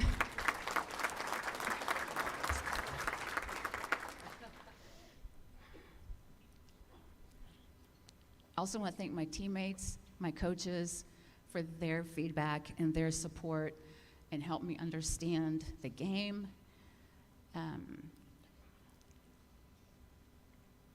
Make sure I was always included. They cheered loud. They made signs to show that, what I needed to do and helped inclusion. I can't even say I would not be here without playing on their team. So they accepted me as a deaf player, so that was amazing. I want to also thank the deaf community for accepting me and cherishing me and letting me play basketball. And the opportunity to play in the Deaf Olympics was just an amazing time in my life. Also, Fordham, the Patriot League championship, that was also amazing. The high school state championships, everything was just so much. I also want to thank my friends, my family, for continuing support and looking like the best in me and encourage me to be the best that I can be. Their love, their support, their laughter helped me through some tough times in my journey. I really cherish the laughter part. To thank my family for the continuing support. They never missed a game. They've never limited me and just helped me with all the opportunities. And finally, Heidi and Alex, my son. Heidi, your love and understanding and compassion, your positive attitude. Alex, your tenacity, your humor, your attitude, your heart. That was the best experience. You know, that helped me stand here tonight and be myself. Thank you.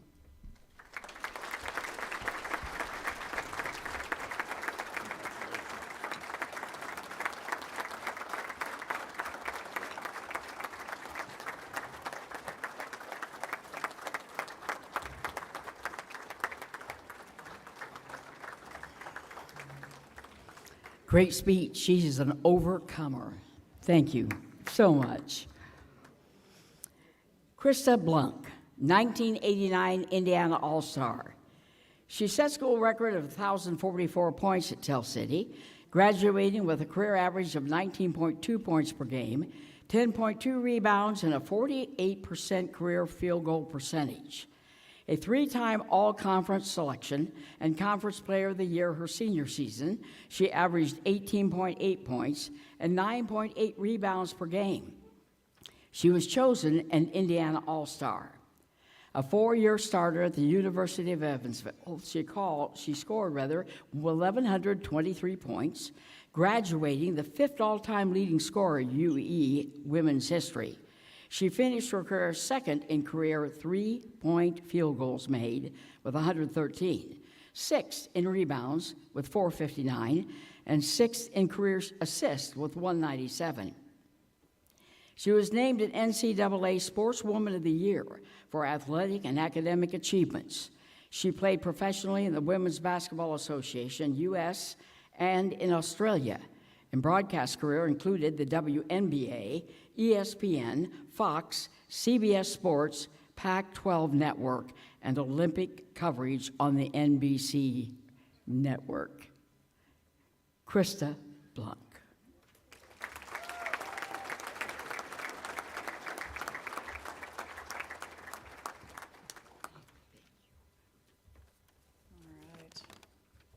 Well, thank you. I do speak for a living, but I have to say this is a whole different level right here. Thank you all. Just amazing to be here and be with all these amazing inductees.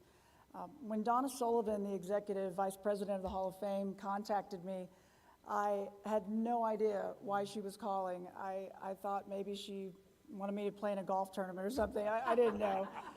This never came to mind, but Donna, thank you. Thank you to the committee. It's quite an honor. And there's so many people that I want to thank that have helped me get to this point and get on this stage. And we don't have enough time for everyone, but I do want to recognize my family and friends. I sent out a general email. I thought maybe a few would respond, but they responded very well. And they've come in from Texas, Illinois, Kentucky, Utah, California. So my friends and family are here and all around Indiana. So thank you for traveling in. You've supported me throughout. Thank you all. Appreciate it. Big reason why I'm here. Just want to share a few stories with you about the game of basketball and how it's really transformed my life, and tell you about some of the people that were difference makers in my life as well. And first, I have to acknowledge the 50th anniversary of Title IX that's taking place this summer. You know, I didn't really know much about it when I was younger because I was lucky that it was always in place. And so for those strong women and men who fought for it to be in place, thank you so much. You know, it's always taken strong women in my life, but also men who really understood the importance of this equality and what sports can do for a young girl.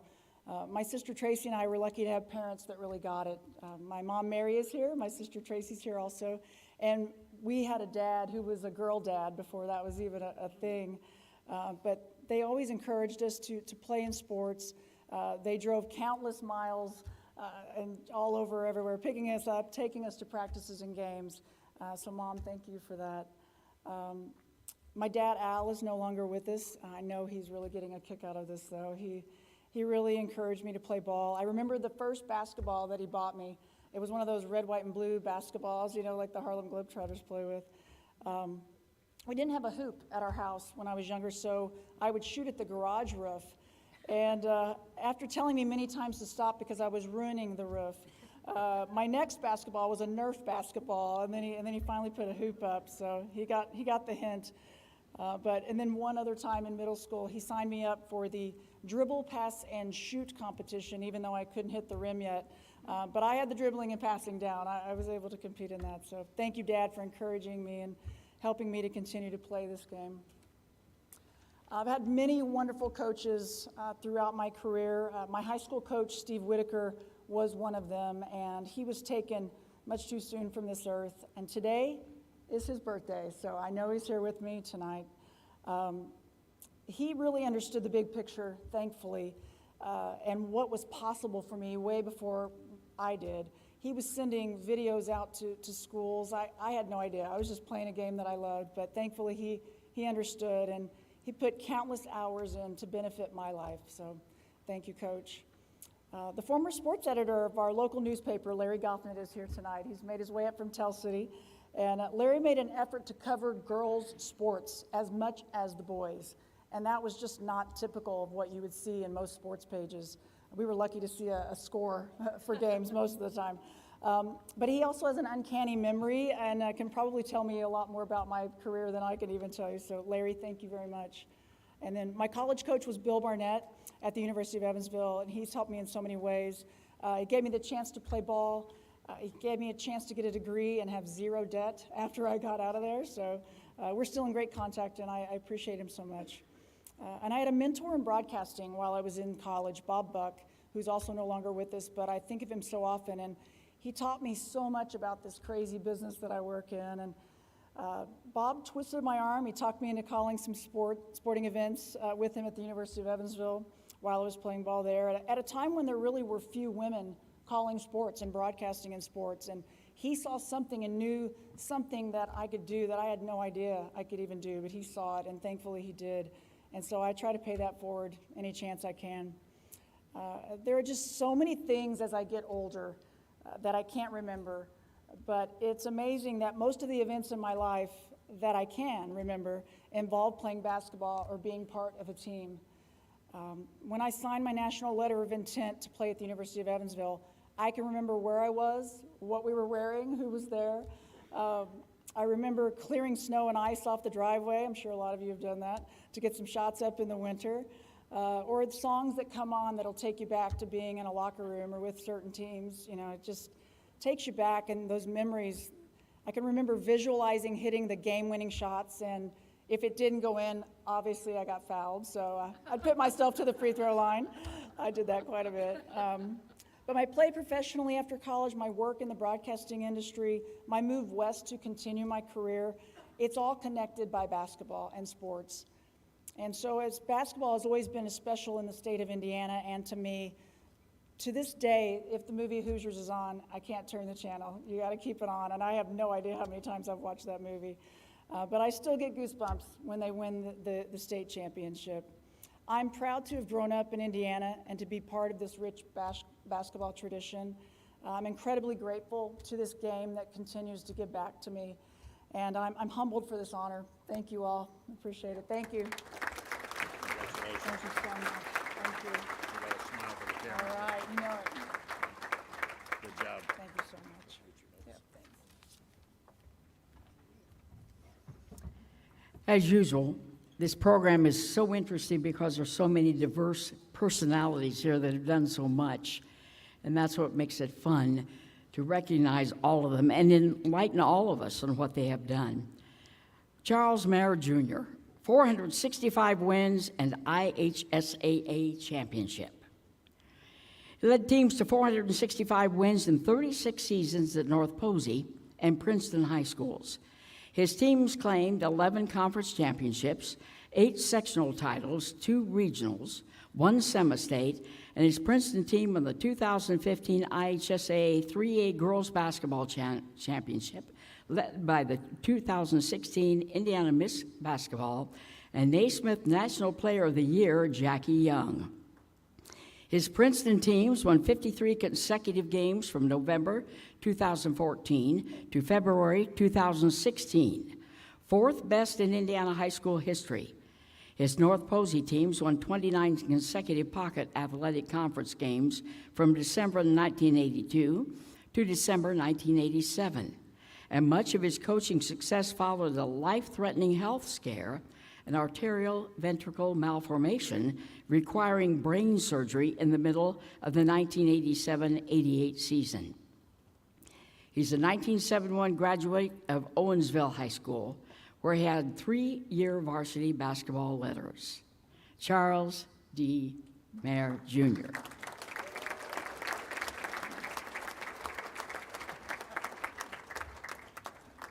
Thank you.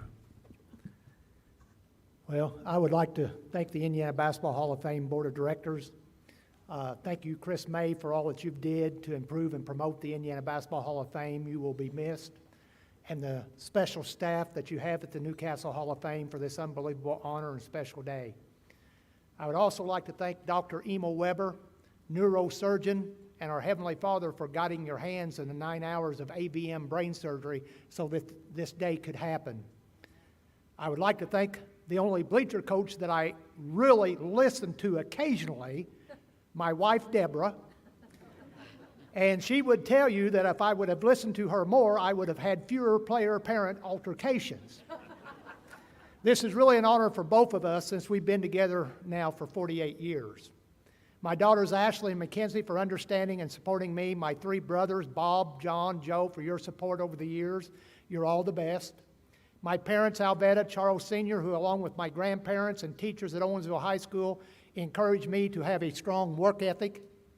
Kenny Sharp, my father-in-law, who also coached basketball and has had the Owensville gym, smallest sunken gym designed by Ralph Legeman, restored and named in his honor the Kenny Sharp Kickapoo Museum. The largest Legeman gym is at Newcastle next to the Hall of Fame.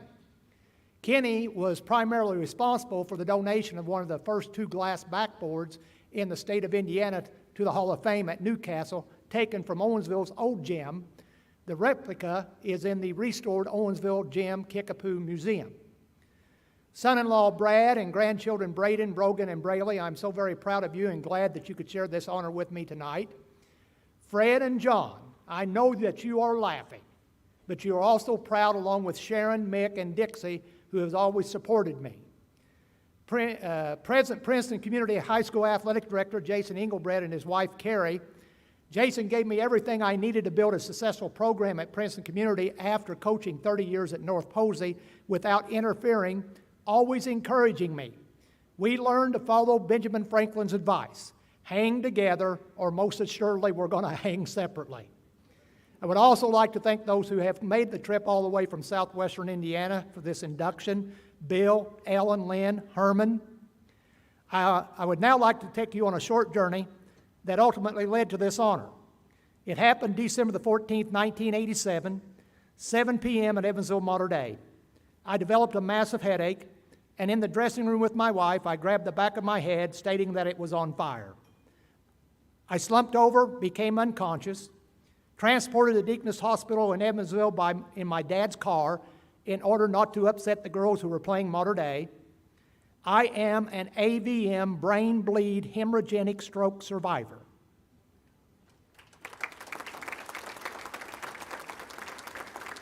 I was unconscious for 3 days.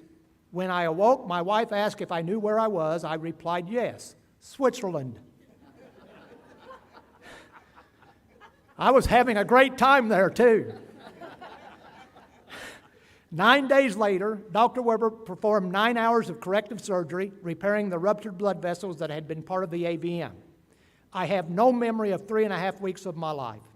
Thus, from being in Switzerland from December the 14th, 1987, to having my induction into the Indiana Basketball Hall of Fame announced on December the 14th, 2021, 34 years later, who could have imagined it when the blood vessels burst that night at Evansville Mater Dei, that I would be able to coach an additional 27 years after brain surgery?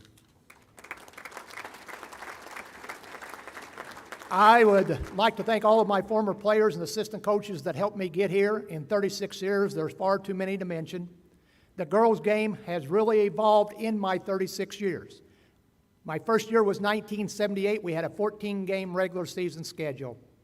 In 2016, we played 26 regular season games, and we never lost any of them. Gretchen Miles, who's being honored here tonight, played us in the very first game of the sectional, and we were able to win that game, but she did the best that she could against a very, very good team. I am also proud to say that I am probably the only coach in Indiana girls basketball history to lose a game and win a game by the score of 96-93. I was extremely excited after both games. I think I was as excited after the game that we lost as the game that we won. Early mentors that fueled my love of athletics were my Little League coaches from 1961 to 64, Ernie Racine, who believed in practice, practice, practice, and Albert White, who used psychology to motivate our play. High school coaches, 1967 to 71, Kenny Sharp in baseball and David Douglas in basketball. They were great role models. Then Larry Colley at New Harmony High School in 1975 and Joe Jingleball at North Posey in 1977. They both taught me organization of practice and game preparation. Two men primarily responsible for me coaching girls basketball. First at North Posey was Bob Gentile, assistant principal, asked me to take over the girls basketball position in 1978. I agreed to coach for 1 year. One became 36. He would often say, "It is better to be lucky than good, Mayor." Theodore Roosevelt would say, "I was in the arena for 36 years." Jim Thompson, girls basketball coach at Princeton Community High School, took over the girls program after they had only won 2 games in 3 years. He rebuilt the program, winning over 50 in 5 years before asking me to take the place in 2011. And I'm sorry, Jim, you should have stuck around because you gave up Jackie. I have been on quite a ride since December 14, 1987, all the way from Switzerland to the Indiana Basketball Hall of Fame class of 2022. It took a village of players, assistant coaches, athletic directors, administrators, even a lucky Buckeye, and at least 2,500 3x5 cars for practicing games. In conclusion, I have been a gym rat coaching 4 sports for 39 years, a school rat in the classroom for 47 years and still counting. The girls won 465 games, March 2015 Class 3A State Championship, December 2015 Indiana Basketball Hall of Fame Classic Championship. Thanks for the memories. Finally, as 5-star General Douglas MacArthur said, I am now closing my coaching career, but instead of fading away, I'm moving up into the bleachers and I'm going to become undefeated. Congratulations to all others in the Indiana Basketball Hall of Fame class of 2022. What a ride it has been. You've got to love it. And as Kermit would always say to me in congratulations, way to go. Thank you. Thank you. Smile for the camera. Good job, Coach.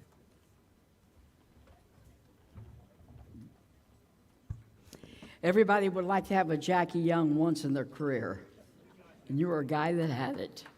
Congratulations. Monica L. Maxwell, 1995 Indiana All-Star and All-American. 1995 Indiana All-Star High School All-American and finalist for the National Player of the Year. East Chicago Central graduate, was a #1 unanimous pick for All-State selection after averaging 24.4 points as a senior, a member of the team that won 4 sectional titles, including a 22-1 season her senior year.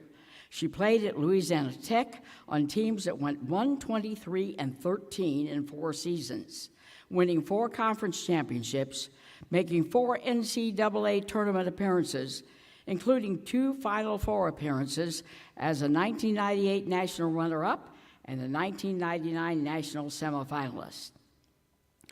1996 Sun Belt Freshman of the Year, 1997 and 1998 All-Conference, and 1999 Sun Belt Tournament MVP. She graduated 4th in tech history in 3-point field goals made and 4th in 3-point field goals attempted. A member of the 1997 Jones Cup silver medal team for USA Basketball, she played 4 seasons in the WNBA with Washington and the Indiana Fever. College assistant coach and high school athletic administrator as well. Monica L. Maxwell.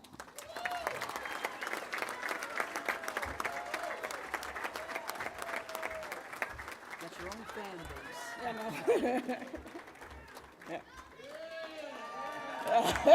Y'all are killing me. Yeah. Well, we thank you for announcing that college record. We won a lot of games, but the only game I remember is the 13th loss. Yes, that was to my good friend and former teammate Stephanie White in the 1999 Final Four. Thanks for ending my career, Steph. I appreciate that. No, Steph and I are really good friends, but listen, I'm not going to keep you long. This is not my forte. I do not like standing up and talking in front of folks. But listen, I want to first thank God. I am not, I am honored, I'm blessed, but I know I would not be here without the grace of God. So I want to thank God for that. Yes, thank you. I want to congratulate the rest of the inductees. Also want to congratulate the newly minted silver anniversary team. Congratulations. I want to thank my family, 2 brothers and 2 sisters. I am the mistreated middle child. Yes, I have 13 nieces and just recently 2 nephews. We are very excited to have the 2 boys, both under 2 years old. So we're buying a lot of trucks, a lot of blue things, a lot of brown things. We're excited about that. My precious mother, who is not here tonight. 2017 was diagnosed with dementia and has supported me throughout my career. Unfortunately, could not be here tonight.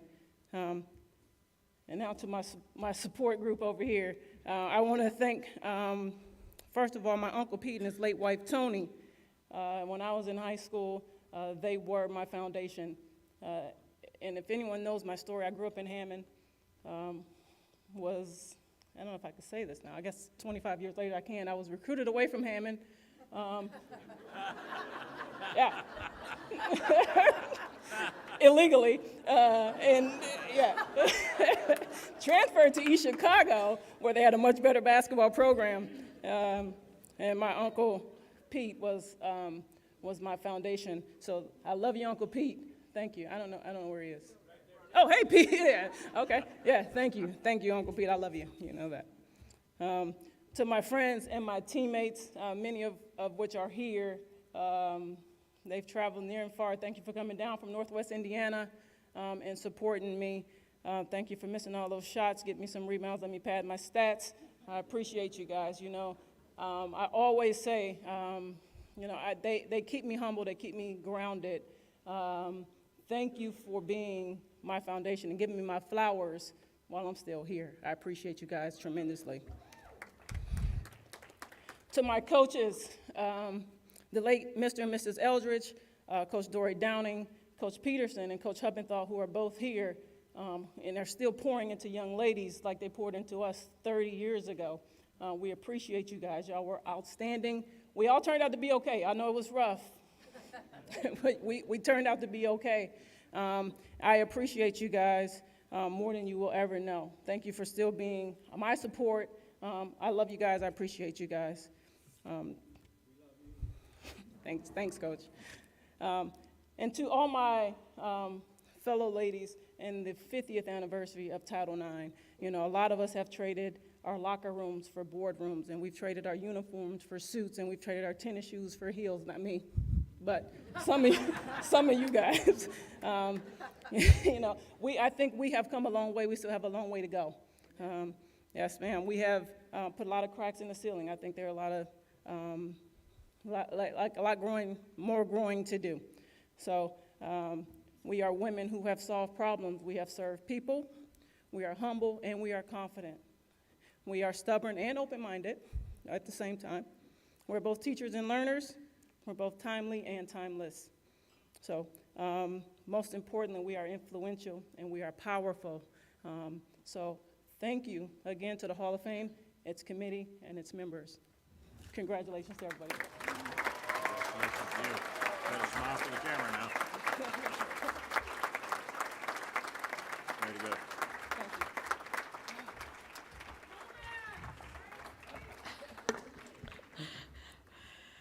Julie Rotramel Meeks, high school state finalist, IUPUI record setter. 1,227 points, 233 career assists at Sullivan High School, including a 22.7 scoring average for her 1983-84 senior season. A member of Sullivan's teams to go 61-5. She was a sophomore starter for Sullivan's 1982 state finalist squad. Helping write the career book for IUPUI women's basketball, her 1,809 career points remain the school's record for 30 years.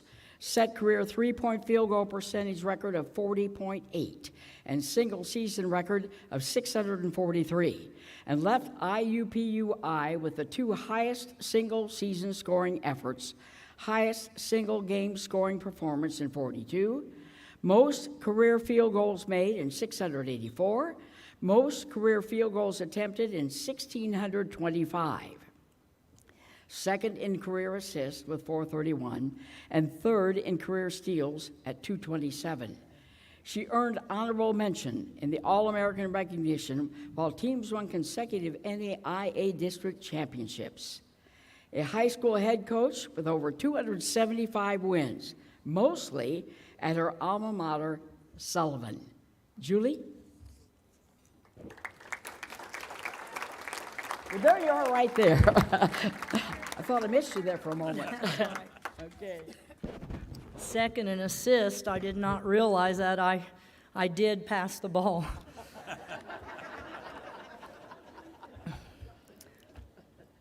Well, good evening, ladies and gentlemen. First of all, congratulations to the Silver Anniversary team and to all my fellow inductees in receiving this prestigious award. Also, I want a special thanks to the Indiana Basketball Hall of Fame for all their work in keeping this tradition alive. Also, I want to mention that it is extra special here tonight to be inducted in the same year as my IUPUI college teammate, KP, Kristen Pritchett Mesmore.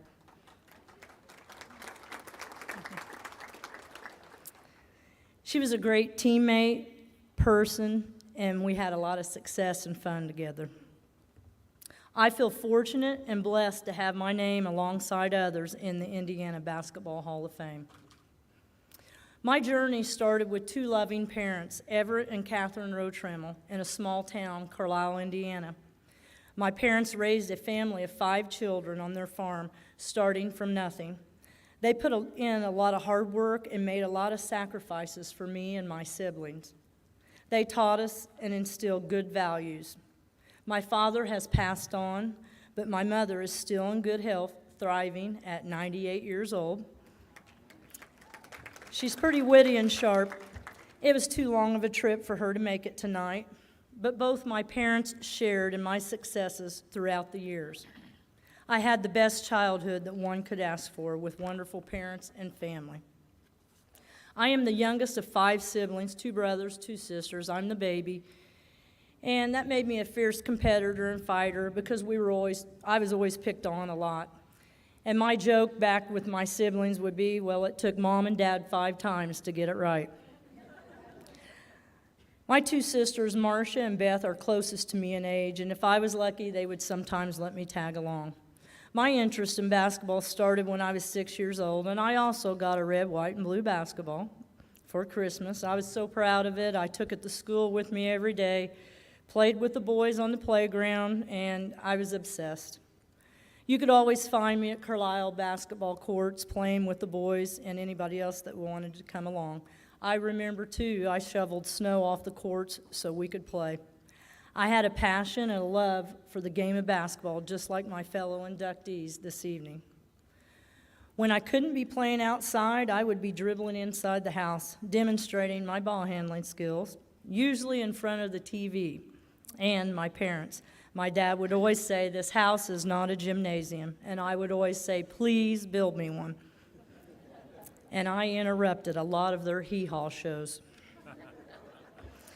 My dad and my mom were my number one fans. They were at every high school game. They came to many in college, and they made several road trips.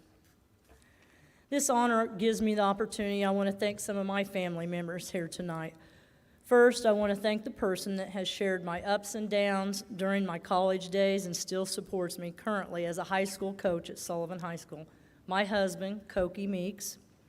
Thank you for all your support. I love you for that.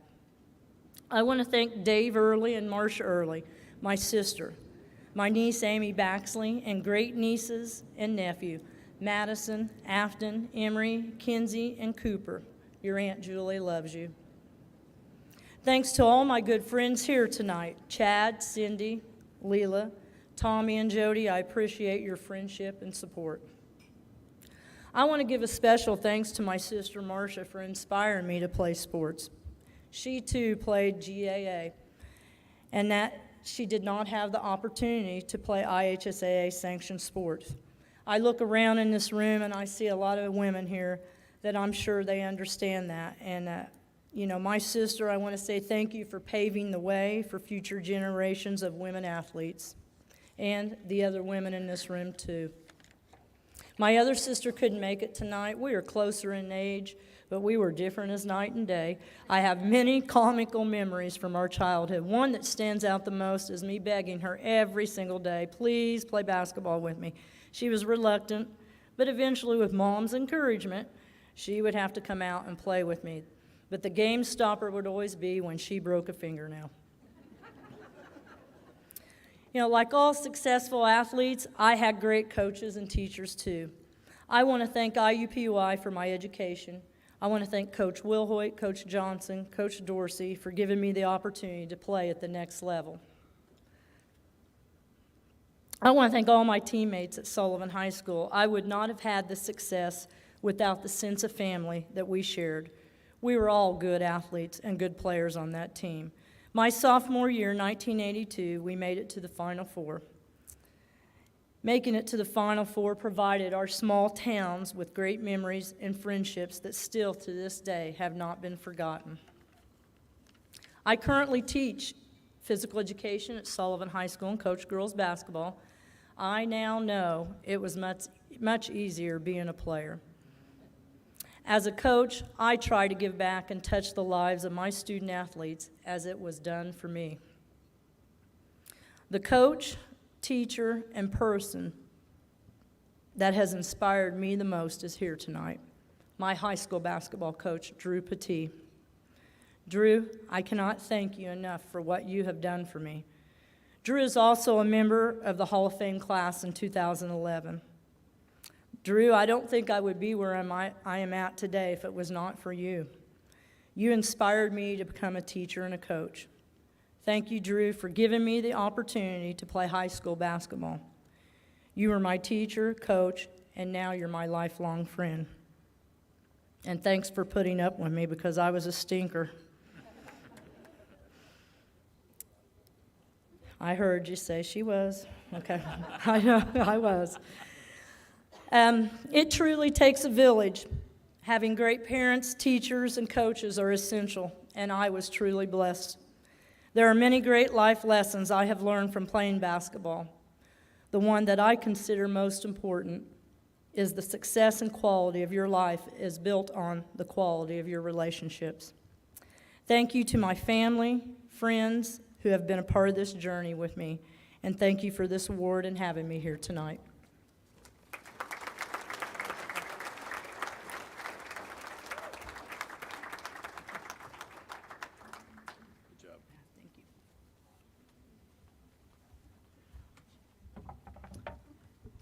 Kristen Pritchett Messmore.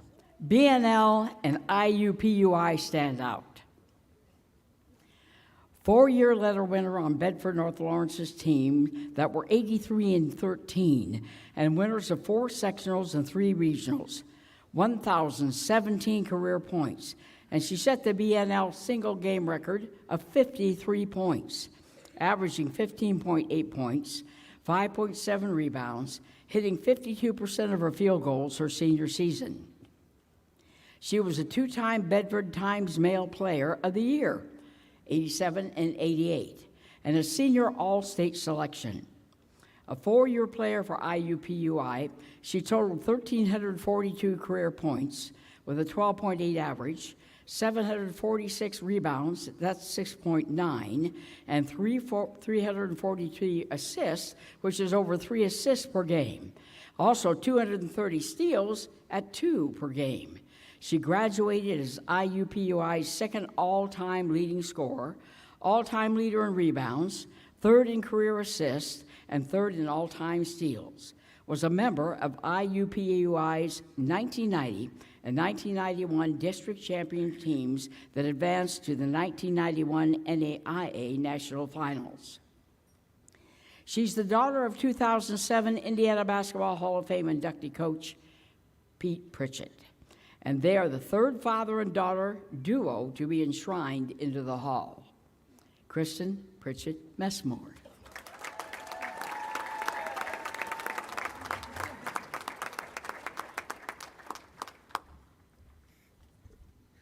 Good evening. First, I do want to say Roro over here did get us in some trouble. She told me today that I was the follower, that she told me what to do and I did it. Good evening. I'm so humbled and grateful beyond words. Also, I'd like to say congratulations to all these wonderful people up here on the stage. I am so honored to be standing up here with you. I would like to take the time to thank Donna Sullivan and the election committee for this amazing award. I've known Donna since I was a young girl, watching her and my father battle it out in the Hoosier Hills Conference games. Then as a player, I battled her talented teams in the conference in the state tournament. In the championship game of the Semi-State in 1987, she beat us, and Donna, wherever you are, I have not forgiven you. That summer in 1987, I decided if you can't beat her, you might as well join her. So I played on an AAU team that Donna Sullivan helped with that summer. We actually went to nationals in Clovis, New Mexico.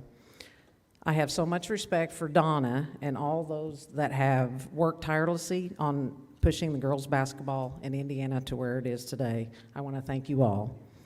I never would have thought that I'd be standing here accepting this induction honor. I've been to this ceremony twice before, once for my father, Petit Pritchett, in 2007 as the Bedford North Lawrence coach. Then I came here in 2013 and was on the silver anniversary team. Both of those trips, I remember sitting here listening to the inductees, and I was honored just to be sitting in the same building. Then I received a call that I, an old girl from Fayetteville, Indiana, was going to be inducted into the Hall of Fame. Wow, this was my icing on the cake, cherry on top, hole in one. This was my grand slam. As I tried to think about my speech and how I got here, I looked back at my first memories of basketball. The first memories that I have, I didn't get a basketball like you guys did. I remember playing out in the driveway, which was gravel, with my brother, and I remember when you dribbled the ball, you never knew where it was going to go. So I remembered dribbling it really low, and I think that was my very first ball handling drill. I would pester my brother and his friends, and I would want to play with him and his friends. I always wanted to be that extra player. I learned that I got great satisfaction from playing with those boys that were 3 years older than me. I think that's where I learned the love of defense. I want to thank my brother Aaron and his friends Jeff, Rick, and Michael, to name a few. At that point in my life, I guess I was a pretty decent player for my age. I would go from game to game, practices, and I would also, my father knew that I loved the game of basketball, and he took me to a Bedford North Lawrence game that was being played at Lagodi. I was a sixth grader. I remember that trip because when we left Lagodi, it was snowing and we had all kinds of trouble getting home. But it was worth the fear and the danger because I had seen my dream. I wanted to be a Lady Star. At the end of that school year, after some turn of events, my father, Pete Pritchett, ended up being the coach of Bedford North Lawrence. Needless to say, I was ecstatic. I was beyond loving life. I was getting to hang out with the big high school girls at practice and watch and learn the game at a whole new level. I would go upstairs in our high school and watch their practices, and I would watch them, and I would go behind. We had some bleachers at the top, and there was a gym floor up there, and I would mimic the drills and the things that I was seeing the girls do downstairs. And I don't think those girls on that team, which Bobby Joe Lovell, Kelly Fitzgerald, Lou Ann Sargent, Tina Boriff, and Sherry Farrell, they have no idea how much they inspired me. Those girls that year won the 1983 state championship. I was hooked. I wanted to be the best player I could be and tried to achieve what those girls had achieved. Then I came to high school and I was trying to reach my goals. I knew I had to work hard because I had seen my role models. I had seen those girls work extra time after practice, so I practiced extra after practice, shooting, running, doing ball handling. My freshman year was tough. We had 6 seniors. And my dad was trying to be a gentleman, a father, and protect me from those older girls, and I was the coach's kid. So I got to play 3 minutes in the second quarter and 3 minutes in the fourth quarter. And you can imagine the stress and frustration at my house at times. Who am I going to complain to? Nobody. So I was a frustrated player, but I made the best of it. By tournament time, I had proven myself, and I was getting in the game, and I was making a difference. I loved those years. I loved our fans, our town, our team, our school. It was all so special. Bedford can fill a gym with the best of teams. Our fans and our town can make a kid's dream come true, and they make you feel like a Hollywood superstar. One of my memories in high school was a tournament game my freshman year. We were playing in the semi-state, and it was time for us to run out for our pregame warm-up. It was at Seymour High School, Donna Sullivan's territory. It came time to take the lap around the gym for the pregame warm-up. I was third in line. We ran out by size, shortest to tallest, and I got about to where the bleachers start with the crowd. And I can tell you to this day, I can still hear the roar of the crowd. It was deafening. I stopped in my tracks. Everyone behind me crashed like dominoes, and the 2 girls in front of me kept going. The rest of the team, we were trying to reorganize from the crash that I had caused. It wasn't my best moment, but it was a memory. Our crowd was so loud, and I had not experienced such a roar that I will never forget. Another great memory was the day that I scored my 53 points. I can honestly tell you that I had no idea that I had scored that many points. I was a senior, I was playing one of my final games, and I was just trying to leave it out on the floor. One more thing about my 53 points is that I'm the only person in Bedford that has any record on Damon Bailey. So I'm pretty sure that makes me special. I then went on to play at IUPUI with Roro over here, and I love the challenges and practices. My college highlight, which was mentioned, is we went to nationals. We were seeded 30th out of 32 teams. We worked our way to the Final Four. The town of Jackson, Tennessee, and Procter & Gamble Company treated us like queens. I had more Pringles and Zest soap that weekend from Procter & Gamble that I have eaten and soap that I have used in a lifetime. But it was an amazing run. I also want to thank our coaches, Julie Wilhoit, Joe Johnson, Pam Dorsey, and Paulette Martin. My teammates at IUPUI will always be a part of who I am today. Once my college days were over, I did do some coaching at Cecina High School and Westfield High School, but my mother was sick and I wanted to come home and help take care of her in Bedford. I did lose her in 2001 with Alzheimer's. She was my #1 fan. Upon returning to Bedford, I did coach as a varsity assistant at Bedford North Lawrence. Then my husband and I started our family, my daughter Mackenzie, who is now 22 years old, and my son, Austin Pete, named after my father, who is 20.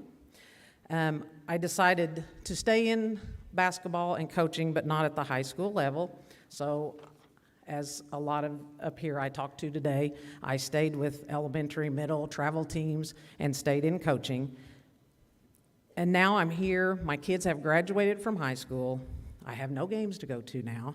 And then I got this wonderful news that I was being inducted into the to the Indiana Basketball Hall of Fame. It's like I've come full circle, and this is the ending to such a wonderful journey. I have been so blessed and grateful for my journey. I want to say thank you, and I love you to my wonderful friends and family that are here to share this honor with me tonight. First, some friends that I taught with for over 18 years, Pam and Nancy, and I also have a group of ladies that I currently teach with and used to teach with that surprised me and showed up at a table back there, and I so appreciate that you guys showed up. And I also have a cousin that surprised me, and you are my number one cousin now, so you're number one.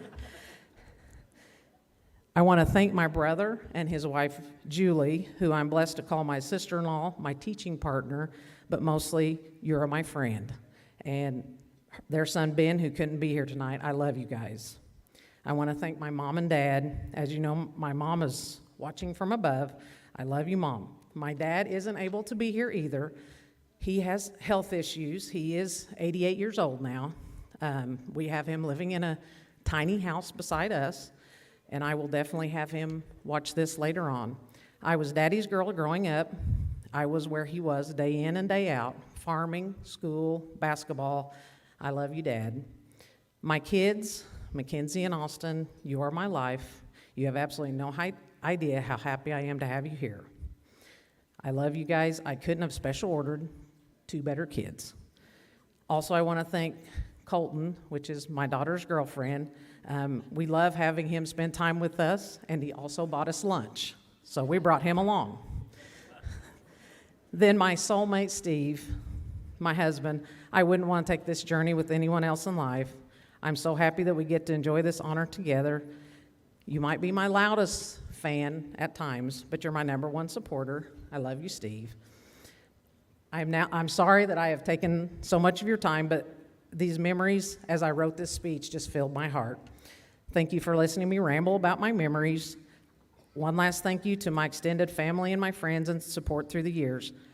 I wouldn't have been able to achieve this honor without all my coaches, my teammates, my family, and friends on this journey. Thank you again, the Hall of Fame Committee, for such a great day, and congratulations to everyone up here, and this is such an honor. Thank you.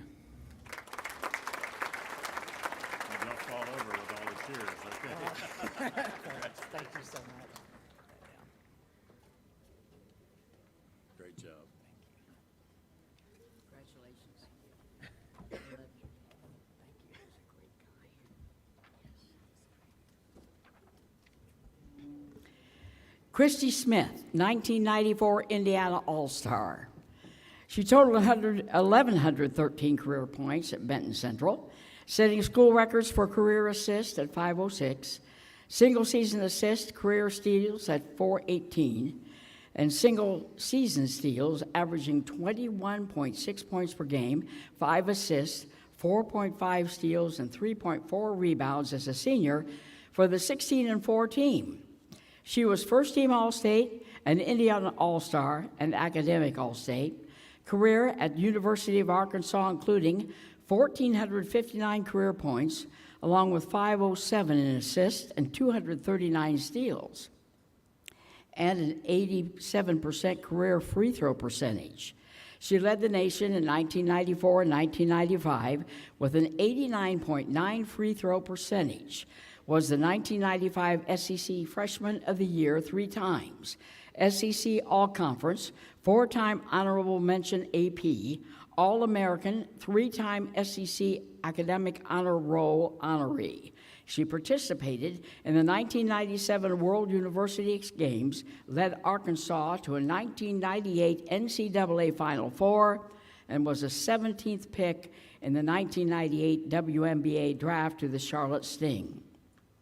She played 2 seasons in the WNBA before a coaching career that has included roles at Indiana high schools and throughout the country at colleges including Purdue and Arkansas. Christy Smith.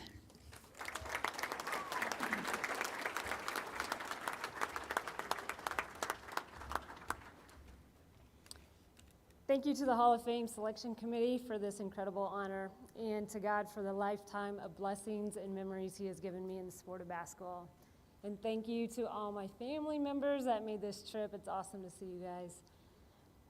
Growing up in the cornfields outside of Otterburn, I had a dream like many to one day win an Indiana basketball state championship. I would watch Steve Alford videos and hitch a ride to Purdue games anytime an extra ticket was offered up. My favorite games, though, were the ones played at the local high school, starting the Benton Central Lady Bison, the place where hundreds and sometimes thousands would pack a gym to cheer on the green and gold. There was nothing in the world more exciting to me, and at a young age, my only hope was to one day play in their shoes. When I consider how I went from a young kid with a dream to this place now being inducted into the Hall of Fame, I'm filled with gratitude to all of those who gave so much to help me learn and grow. I'm grateful for Coach Jan Connor, who created a program in Benton County for young girls. Yeah, clap for her.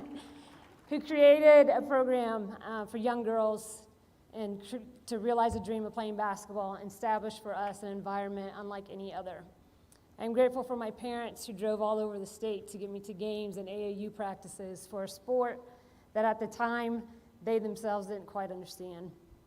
I'm grateful for my brother Jeff and cousins Craig and Kyle for the endless games of 1-on-1 and 2-on-2, where the F word, foul, was never allowed to be spoken. I am grateful for Coach Sharon Versup, who came along my senior year of high school and walked me through the recruiting process, not illegally, helping me to understand what was to come as a Division I athlete. And then years later, she mentored me in the coaching world as her assistant at Purdue. I'm so grateful for my teammates in high school and college, the early morning workouts, the team dinners, the bus rides, the locker room celebrations, and the tears after a loss, understanding that joy truly is in the journey. I'm grateful for the media who covered women's basketball and the fans who were for us, and even those against us, like the ones who slashed our bus tires after we won sectional my sophomore year. I'm grateful for my kiddos, Dayton, Tyson, Crew, and my husband, Tommy, for picking up and moving all over the country so I could chase my coaching dreams. I'm grateful for all the coaches who invested in my playing and coaching career. Gary Blair, Tom Collin, Vic Schaefer, Pat Doyle, Mike Connor, Dan Hughes, Keith Freeman, and so many others who gave me an opportunity and told me that they believed in me. As I see my display in Newcastle and my name on this list, I understand that although it's my name, there are so many who sacrificed, encouraged, and gave to my career that allows me to be here. And for that, I will be forever grateful.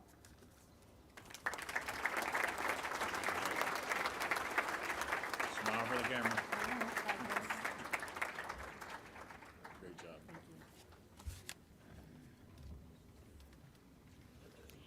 Amy Vanderkolk set Indiana State University records.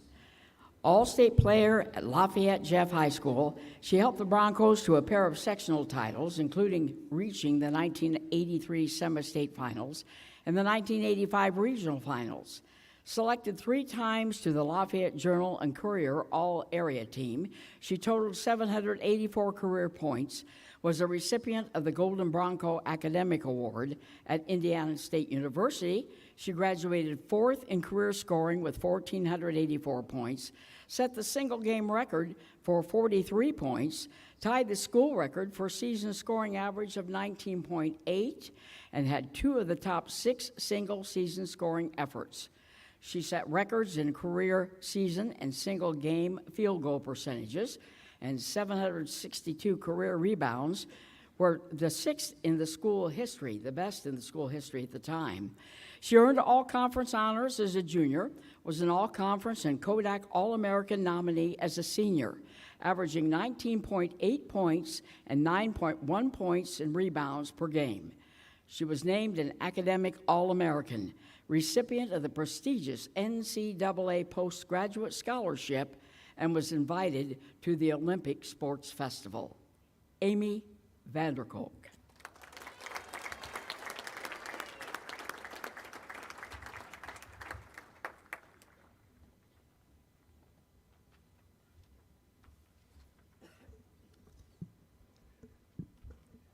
First of all, we also had a red, white, and blue basketball.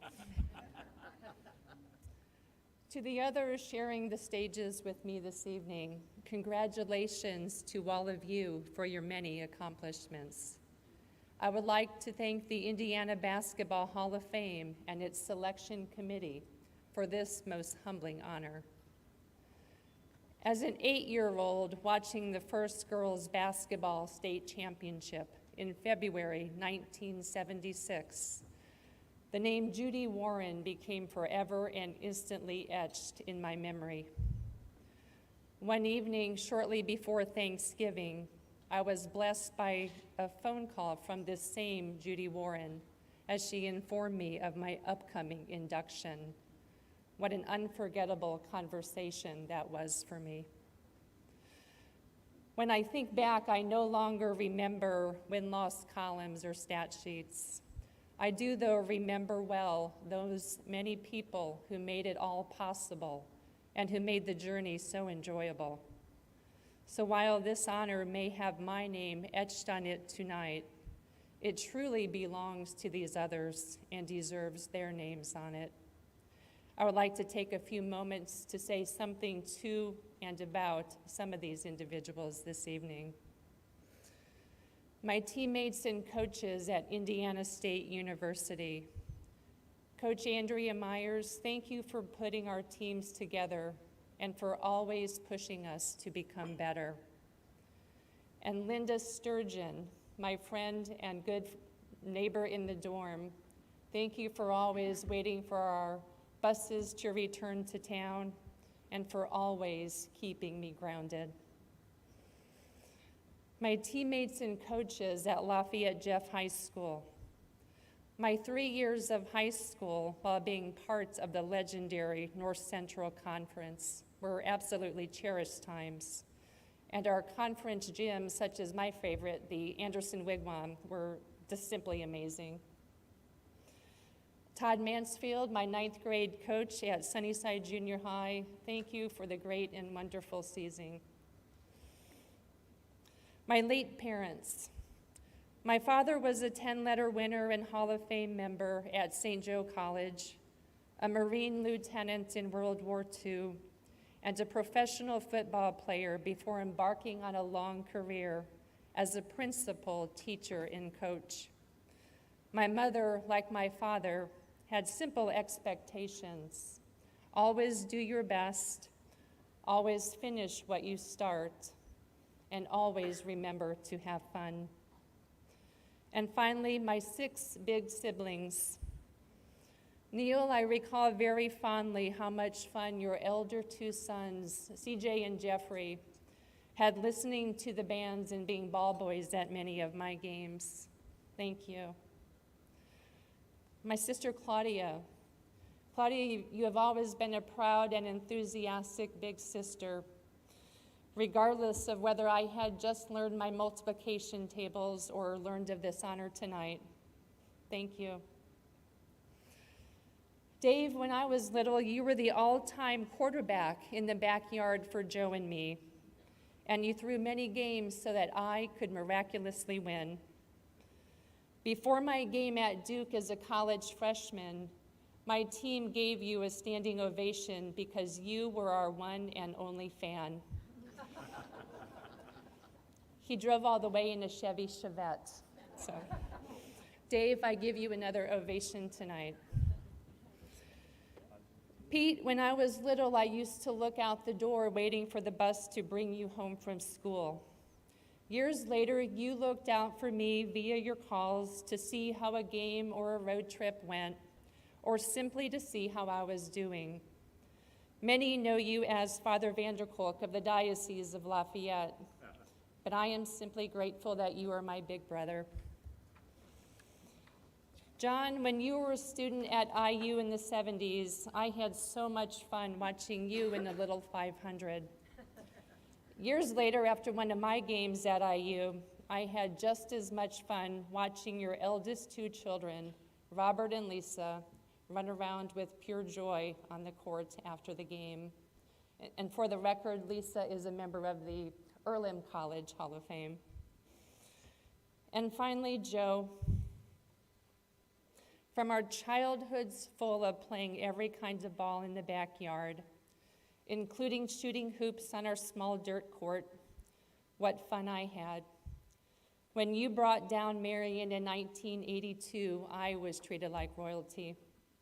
You had the most beautiful shot and made it to the Final Four while playing for DePaul University. I chose number 55 because that was your number, and I wanted to be like you. I accept this honor on behalf of those mentioned and so many others who supported me and gave me the opportunity to be part of Indiana basketball. Thank you. Good job, Amy. Good job. Good job.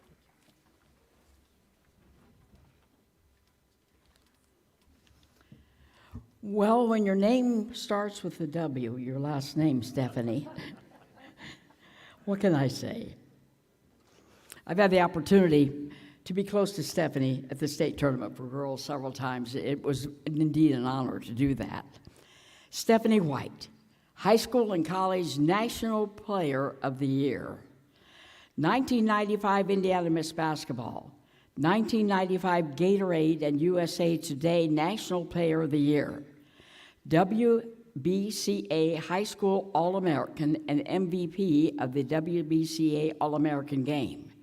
A three-time AP All-State selection from Seeger High School. She set the IHSA girls basketball scoring record at 28.69.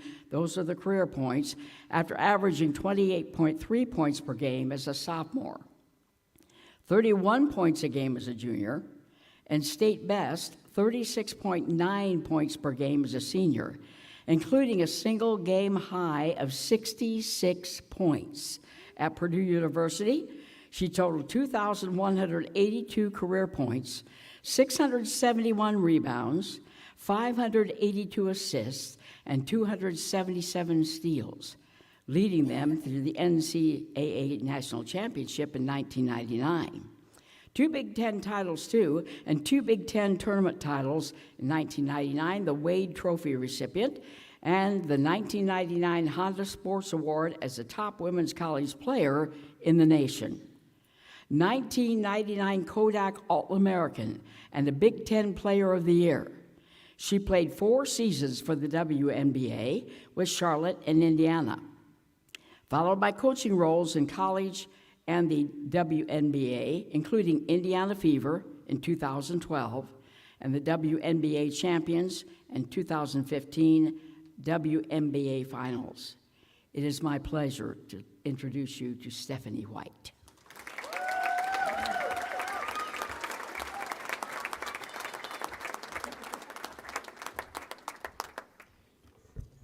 Thank you. I see my kids making faces up here, but they still don't think I know what I'm talking about when I'm trying to teach them basketball. I will keep this brief because if any of you are like me, you're ready to beeline it to the restroom, so I will keep it brief. First of all, I want to congratulate all the inductees. Max, we've been through some things, haven't we? We've been through some things, and I am incredibly honored to be inducted in this class with you. I love you. Christy Smith. Christy Smith was the toughest competitor I ever saw. We never played against each other in high school, but those Jan Connor Benton Central Bison camps, we battled. We went out in elementary school, and then I was fortunate enough to be her teammate in Charlotte. And as I said, toughest competitor I have ever seen. I'm honored to be inducted with you as well. It's really cool for me to see Candace and Connie up here too, and Katie, who's not able to be here, but congratulations to the Silver Anniversary team. Love you guys as well. I want to start by thanking a couple of my high school coaches, Tom Polf, who was my basketball coach, and Diane Hearn, who was my volleyball coach. And Coach Hearn, because she always met me at school at about 6 a.m., opened up the weight room in the gym for me to get extra shots, get some extra work in, and even during volleyball season. So I appreciate her for that. There are so many stories and so many similarities in a lot of our stories about growing up playing with the boys and playing with the guys, because girls just didn't really play outside of organized sport, especially in small towns and small communities. So I have to send a special thank you to all of the old guys at the West Lebanon gym who on Sunday nights played pickup and allowed me, as a 10 or 11-year-old, to start playing with them. I think they were probably younger than I am now when we were playing back then, but they were old as heck to me. They are those guys who really taught me how to play the game, taught me intangibles that you just don't learn as a young player. And I really want to give them a secondary shout out because as I got older, they added a second night during the week so we could get more run in. So thank you for that. Also want to thank all the boys in my neighborhood who used to come to my grandparents' house and play pickup, sometimes until 11 or 12 o'clock at night. Those are the guys who really made me tougher, more competitive, because no boy wants to get beat by a girl. So they helped me, especially David Baxter. I don't know how many of you in this room know David Baxter, but David Baxter was a guy who always kicked my butt, challenged me to be the best that I could be, and made me earn everything every day. And it is no coincidence that he is a great high school basketball coach right now. So I want to give David a shout out as well. I want to thank my family, most of whom are here tonight, in the front and in the back. It's been said many times, it takes a village, and I had that. And anybody who knows my family knows that we travel well, and tonight's no exception. Our family get-togethers always turned into sporting events, even if we were playing euchre. And there is no doubt that competition fostered my love of sport and is one of the main reasons that I have a career in sports. So thank you, I love you. I want to thank my grandpa who would wake up at 5:30 in the morning to take me to those early morning workouts. Yep, back there in the back. Every once in a while we'd make a side stop to have breakfast with the farmers first, and then we'd finish on our way up there.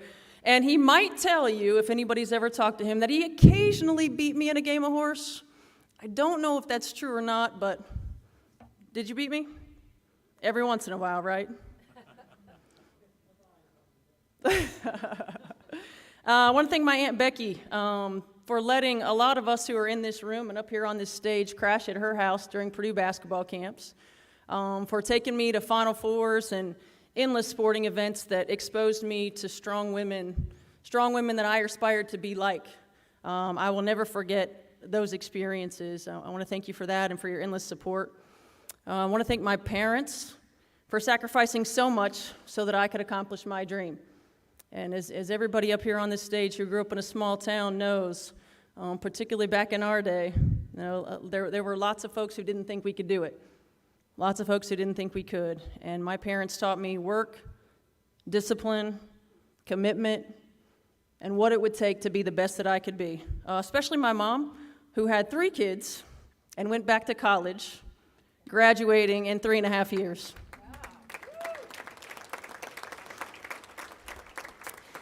That showed me firsthand what time management, hard work, and dedication look like. And I hope that I am that same example for our boys.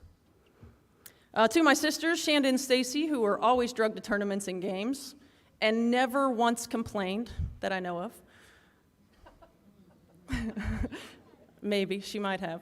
But it meant a lot to have that support, and it means a lot to continue to have your support. And a special shout out to Shanda, because many of you who might know that Shanda was always the muscle of the family. She was my bodyguard, so thanks for that and for always having my back.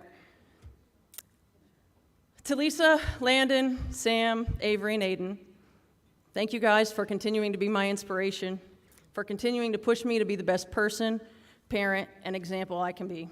I love you. I want to thank the Hall of Fame and the selection committee for this honor and for continuing to showcase the legacy of Indiana basketball. For those of us who have lived in a lot of different places, it's really tough to explain how special it is to grow up in the state of Indiana and play high school basketball. People just don't get it. Everybody up here has experienced that, and we all have a sisterhood because of that shared experience. And I want to thank the Hall of Fame for providing a place where young dreamers can go to be inspired. Because we all up here know that in 49 states, It's just basketball, but this is Indiana. Thank you. Thank you. Nice job. Thank you, thank you. Super.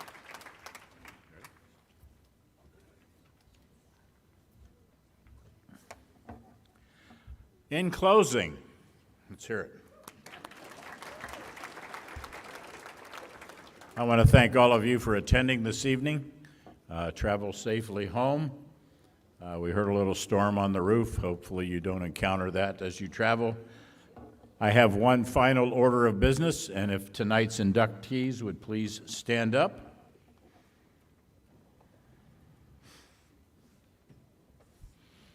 On behalf of the Newcastle Hall of Fame staff, the officers, the executive committee, and the board of directors of your Indiana Basketball Hall of Fame, as president, I am honored to induct our 2022 Silver Medal Award winner and our 2022 class inductees into this year's Indiana Basketball Hall of Fame. Let's give them a hand.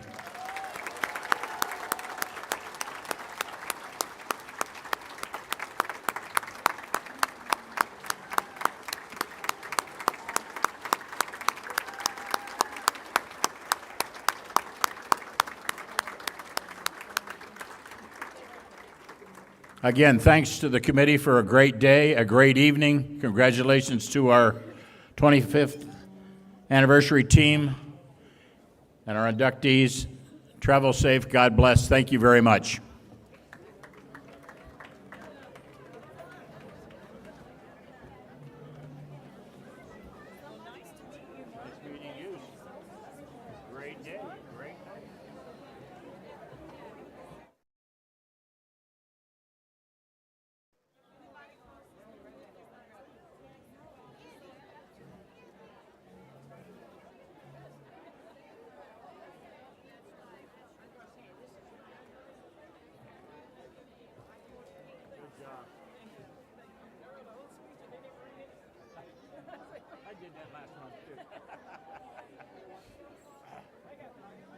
You did great.